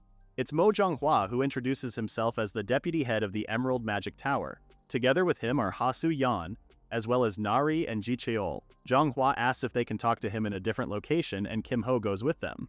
At the cafeteria, Soo-yeon starts the conversation by apologizing for what happened the other day. Kim Ho also apologizes for being rude and hasty. With those apologies out of the way, Soo-yeon mentions Kim Ho's special item. Of course, he knows what this conversation is about, and so when they ask if they can see it, Kim Ho brings out the life cube. Immediately, Nari's tiger cat, Byum, jumps straight into the cube, and just like earlier, he settles in there comfortably. Jonghwa and Soo-yeon are surprised to confirm that the rumors are true, because it's impossible that Byum would jump in it without it being special. Su-yeon can also sense the cube's power, as she says it seems like a powerful life-type artifact. She requests to see the item description, promising to protect the information in the honor of their club. Kim-ho complies. Again, Jonghwa and Su-yeon are surprised to see that the cube can amplify up to 1.3 times the effects of any life-type items inside. Such a ridiculous item. Su-yeon asks if Kim-ho is willing to sell it. Kim-ho pretends to be indecisive, saying it's a good item to let go. Jonghwa convinces him, saying an item's true value shines in the hands of someone who knows how to use it properly. It would be a waste if Kim-ho keeps this to himself. In his mind, Kim-ho can already see his win at the end of this discussion. Still, he pretends to be indecisive. Then Su-yeon says what he's been waiting to hear. If there's anything he wants, they'll do their best to accommodate his request. Again, in his mind, Kim-ho can't help but be grateful that they are more proactive in this negotiation than expected. Without ado, Kim-ho asks for 4 special engineering room season passes. Or to be more precise, he needs 1 pass and the other 3 can be replaced by an item with equivalent value. For that one, he wants a blank skill book. Jonghwa stands up, agitated that Kim-ho is being greedy with his request. Su-yeon says that they can certainly give the pass, but a blank skill book is too much. With those reactions, Kim-ho tells them if they can't give them, then they should pretend this conversation never happened. He grabs the cube with the cat still in it, when Nari finally stands up. She's been listening to their negotiations, and it so happens that she has one of those blank skill books. Su-yeon asks Nari if she's okay giving away such a precious item, but Nari says she hasn't used it yet because she couldn't think of a good skill to master. Plus, Beom seems to love being inside the cube so much she's willing to trade her skill book for it. Well then, if Nari is okay with it, Su-yeon gives her the go signal. And so, they give Kim-ho his season pass and the skill book, and in return he gives them the life cube. He remarks that he likes how fast this is going and he says this is a good trade. As he's about to conclude their business, Ji-cheol chimes in. He has a different business than the cube. He challenges Kim-ho to a duel. Kim-ho turns it down right off the bat. He's not someone who comes and fights just because the other party challenges him. Ji-cheol insists that a duel is an honorable thing, but Kim-ho retorts that Ji-cheol is a guy who thinks duels are honorable. Yet he brings companions to gang up on him. Kim-ho continues to say that he has no intention of wasting time with something not worthwhile. Ji-cheol can go ahead and say he won and brag about it. Jonghwa finally breaks his silence. He offers a production VIP ticket as the reward for this duel and asks Kim-ho if this is worthwhile. Now that's something, Kim-ho reflects, and he readily accepts the challenge. Ji-cheol says he'll let Kim-ho decide the date. Kim-ho answers 2 days from now so he can put a skill on his skill book and master it first. Jonghwa chuckles. 2 days to design and master a skill is a joke. Still, the deal has been made, so he's looking forward to it. And so, 2 days later in the arena, several of Kim-ho's friends have gathered. There's Byung-chul and Gu-young, and of course Hyun-woo and Ye-in. Gu-young wonders why Kim-ho accepted this duel, and then she realizes Jonghwa must have been sly enough to convince Kim-ho. Byung-chul, who supports Kim-ho, says he accepted because he knows he can win. Ga-young agrees, but she can't help but feel something is amiss. She resolves to watch the fight to see for herself. On the ground, Kim-ho and Ji-cheol are facing each other. Ji-cheol arrogantly says he wants to praise Kim-ho simply for not running away. Kim-ho says there's a VIP ticket on the line, so there's that. Jonghwa announces that this duel will be recorded so anyone can view it. Both the duelers agree on this condition, and with that, Kim-ho and Ji-cheol activate their arena. The duel will be a 10-minute deathmatch. And then the match starts. Ji-cheol wants to pay Kim-ho back for what happened last time. However, when he uses his Earth Gatling, he somehow loses his balance. It's like Ji-cheol is being swayed by the winds. Kim-ho looks undisturbed, taunting Ji-cheol. He even says falling on the dirt floor shouldn't be hurtful. More agitated, Ji-cheol conjures an earth cluster and sends it right at Kim-ho.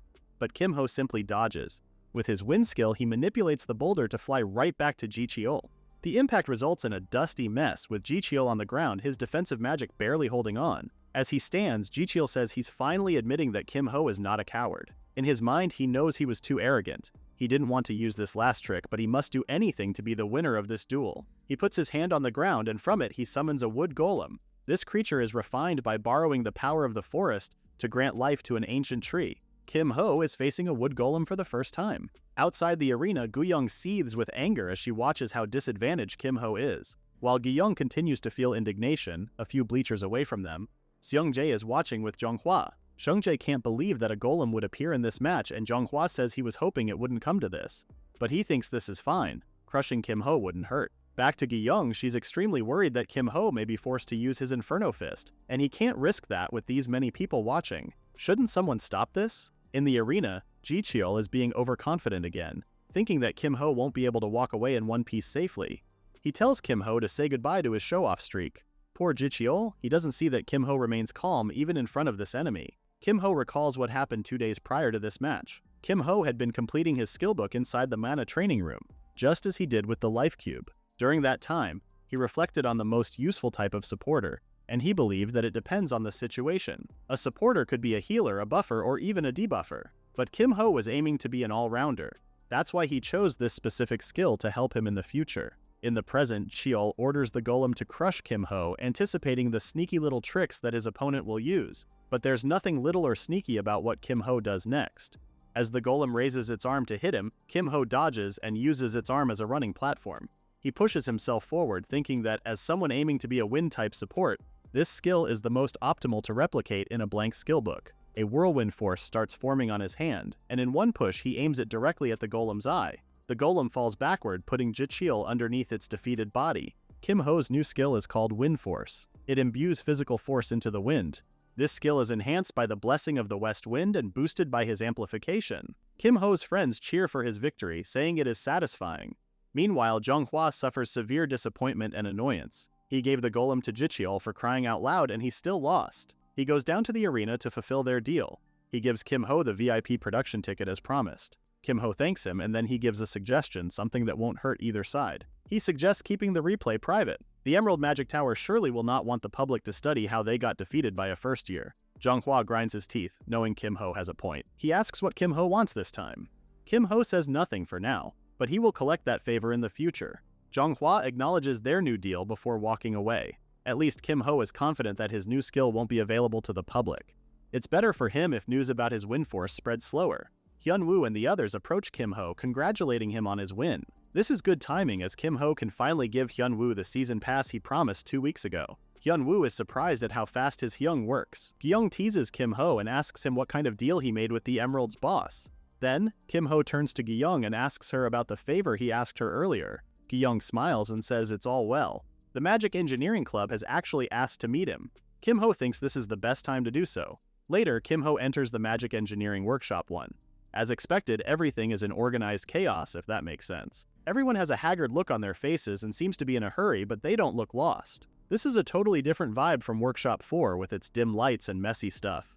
Someone approaches Kim Ho. He introduces himself as Bong Jae-sok, a third-year student who heads the Magic Engineering Club. Jae-sok has heard the details from Gyung, so to not waste time, they should talk about it in the club room. Inside, Jae-sok confirms if Kim Ho really did complete a 10 cube. When Kim Ho says yes, Jae-sok decides not to beat around the bush. Technically speaking, the cube design belongs to his club, but he's not interested in that kind of drama, as everyone knows no one else can build it. What he wants now is to see the cube, and they'll consider the matter settled. Kim Ho tells him he no longer has the cube, greatly surprising Jae-sok. Kim Ho simply says he let nature take care of it. In a way, that's correct. Jae-sok is disappointed that this meeting is a waste of time. He stands up to leave when Kim Ho brings out something. Of course, he won't come here empty-handed. He hands over the blueprint to the 10x10x10 cube. Jae-sok is so stunned and impressed that Kim Ho has managed to record all the configurations, but some parts are missing. He turns to Kim Ho to ask for the rest. Well, as insurance, Kim Ho has kept the rest safe, but he's willing to give the complete blueprint on one condition. He must be given access to Workshop 1's equipment. Right away, Jae-sok agrees, saying Kim Ho can use it during the day since he uses it from midnight to early morning. With that deal clear between them, Kim Ho hands over the rest of the blueprint. Jae-sok asks Kim Ho if he wants to join his club, but Kim Ho politely refuses. Such a shame to let his talent go, Jae-sok says, but it's alright. He reminds Kim Ho he can use any scraps from the workshop as long as he provides the blueprint like this one. With that said, Jae-sok heads out. Kim Ho is impressed at how straight to the point Jae-sok is. With the groundwork settled, Kim Ho's preparations for crafting a terminal-grade weapon can now begin. Meanwhile, in front of the infirmary, Sungjae asks Zhonghua to reconsider his decision to expel his brother Jicheol from the club. But Zhonghua maintains that Jicheol tarnished the Emerald's name by losing to a nobody. Sungjae admits that Jicheol was out of line, but he won't be alone when this gets out to a higher authority. Zhonghua gets angry at the implication that the disciplinary committee is trying to meddle with the Emerald's affairs. Sungjae points out that he simply wants a fair judgment for his brother. He asks Zhonghua to give Jicheol another chance. In the end, Zhonghua gives Jicheol an ultimatum of 2 months. His ranking within that timeline will decide his fate within the club. Sungjae has no more objections, that's already enough consideration. When Zhonghua walks away, Sungjae calls out to Chunhye, who's been hiding in the corner and listening to their conversation. Chun-hye is surprised that he knows about her being there, but Seungjae reveals he's seen her earlier in the arena watching the duel. Apparently, stealth is not Chun-hye's strong suit. He asks his junior if she can win against Kim Ho if they fight now. Chun-hye admits she's unsure. When asked if she has checked Kim Ho's hands, Chun-hye says yes, adding that she examined his hands thoroughly but there wasn't a single scratch there. Seungjae thinks about it. He was so sure before that it was Kim Ho who used the Inferno Fist on him, but now that there are no marks on his hand, he's doubting his theory. Still, it's the arrogant gaze that makes him think Kim Ho and the mysterious thief that night are one and the same. He turns to Chun-hye and apologizes for asking for her help, but Chun-hye doesn't mind. She herself wants to do this. She vows to catch Kim Ho's mask slipping. Time quickly passes by in the academy. In their third week, the students are presented with a new set of matches. For this week, it will be 2 versus 2 in a death match, each with a 10-minute time limit. For their arena, the map is randomized. Sudok emphasizes to his students that cooperation is as important as it was last week, but the objective of this match is different from last week. The aim for this week is to discover any shortcomings in their teamwork that weren't visible before. To address those shortcomings, the faculty has organized a mentoring program within the academy. Sudok ends his explanation by telling them to consider this opportunity carefully for their improvement. Hyunwoo asks Kim Ho if he has signed up for the mentorship. Kim confirms, saying there's no reason to hesitate.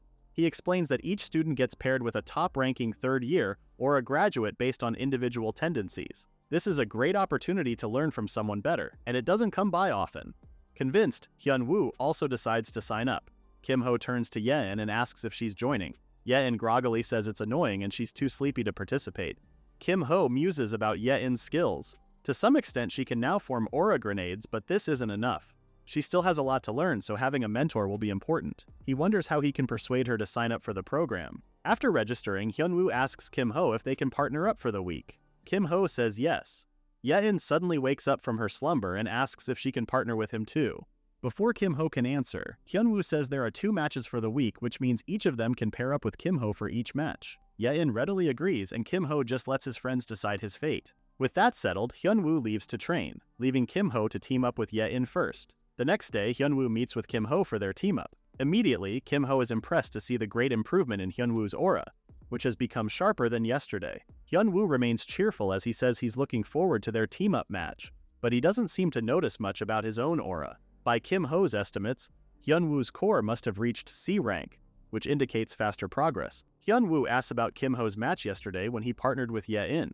Kim Ho says they won, but he's not satisfied with the results, largely due to his assessment about Yein's weakness. Yesterday, Kim Ho and Yein faced Hong Yanhua, the rising star from the Ruby Magic Tower, and her partner. Kim Ho had already expected that Yein wouldn't be a good match for Yanhua, but the one-sided result was more than he thought. Yein slowly lost points as Yanhua continued to surround her with fire. In the end, Kim Ho became worried about his partner, as he realized she had no defensive capabilities. To save her, Kim Ho jumped in and split the flames apart. Then he took care of Yanhua's partner, a tanky knight, with his wind force, much to Yanhua's surprise. He cornered her so badly she was frozen on the spot, and in the end, he and Yein won.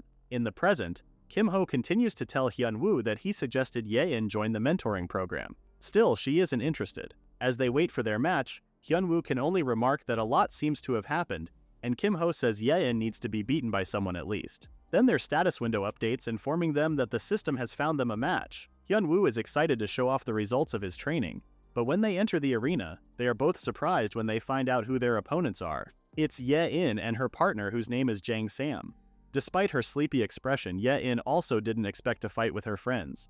Kim Ho smiles as the perfect opportunity has arrived to make Yein realize that she needs to improve her defense. Hyunwoo is worried if they're going to win, and then he gets confused when he sees Kim Ho smiling confidently. Of course they're going to win, Kim Ho assures him. When the system signals the start of the match, Kim Ho says he'll take care of Yein. Hyunwoo agrees, understanding that he himself will take care of Jang Sam. As expected, Yein throws a smoke bomb as a distraction, which is not the best move considering she's facing Kim Ho. She then brings out her guns and shoots point blank at him, who dodges them with ease. Yein changes to her rifle, its muzzle directly facing Kim Ho's face, but Kim Ho swiftly swats her weapon away with his staff. He forms his fist and makes it look like he's about to punch Yein, but his fist stops right in front of Yein's stunned face, and then he gives her a playful flick on the forehead. Nursing her wounded forehead in pride, Yein sits on the dirty ground and pouts. Kim Ho asks if they should keep their battle going. With slight annoyance, Yein announces to the system that she forfeits. Kim Ho smiles, knowing her pride has taken a hit as well. Now he's going to observe the other battle. Jang Sam seems to be on equal footing with Hyun Woo, seeing as they're both sword wielders. But Kim Ho remembers significant information from when Byung Chul enumerated the notable students to look out for in this academy. Under the Guild Alliance, there are 2 considered protégés. One of them is Park Na-ri, the one with the tiger cat, while the other one intentionally hides from everyone's attention. But now, it seems like Kim Ho has found that person. Jang Sam's grip on the sword handle and its unnatural movement is strange, to say the least. Kim Ho approaches the 2 combatants, telling them to stop. Addressing Jang Sam, Kim Ho tells him he knows that he's hiding his skills, and he suggests he should fight for real. Jang Sam says he doesn't know Kim Ho's basis for saying those words, but he assures him he's fighting for real. Kim Ho responds that if Jang Sam is worried about the replay, they always have the option to keep it private. And to throw in a little motivation for him, Kim Ho says he has information on Yuryong Muyong, or the Ghostly Shadows. He'll provide the information if Jang Sam wins. Kim Ho knows that this guy values his privacy enough to hide his skills, but the information he said is something he can't pass up.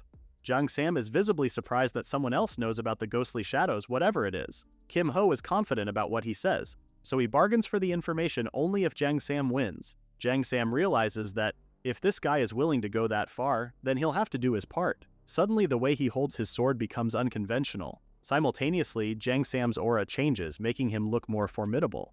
Hyun Woo becomes wary, but it doesn't mean he'll step back. He will go all out too, and then the 2 swordsmen clash. It's as if their battle has only just begun. Jang Sam manages to land a critical hit, decreasing Hyun Woo's points. But Jang Sam is only getting started. He continues his slashes while Hyun Woo remains defensive. Hyun Woo has started to bleed. Jang Sam is determined to end this battle. He points the tip of his sword right at Hyun Woo, who looks like he's about to give up. Jang Sam's sword is just inches away from Hyun Woo. That's all for now till chapter 15. Be sure to check the comment below.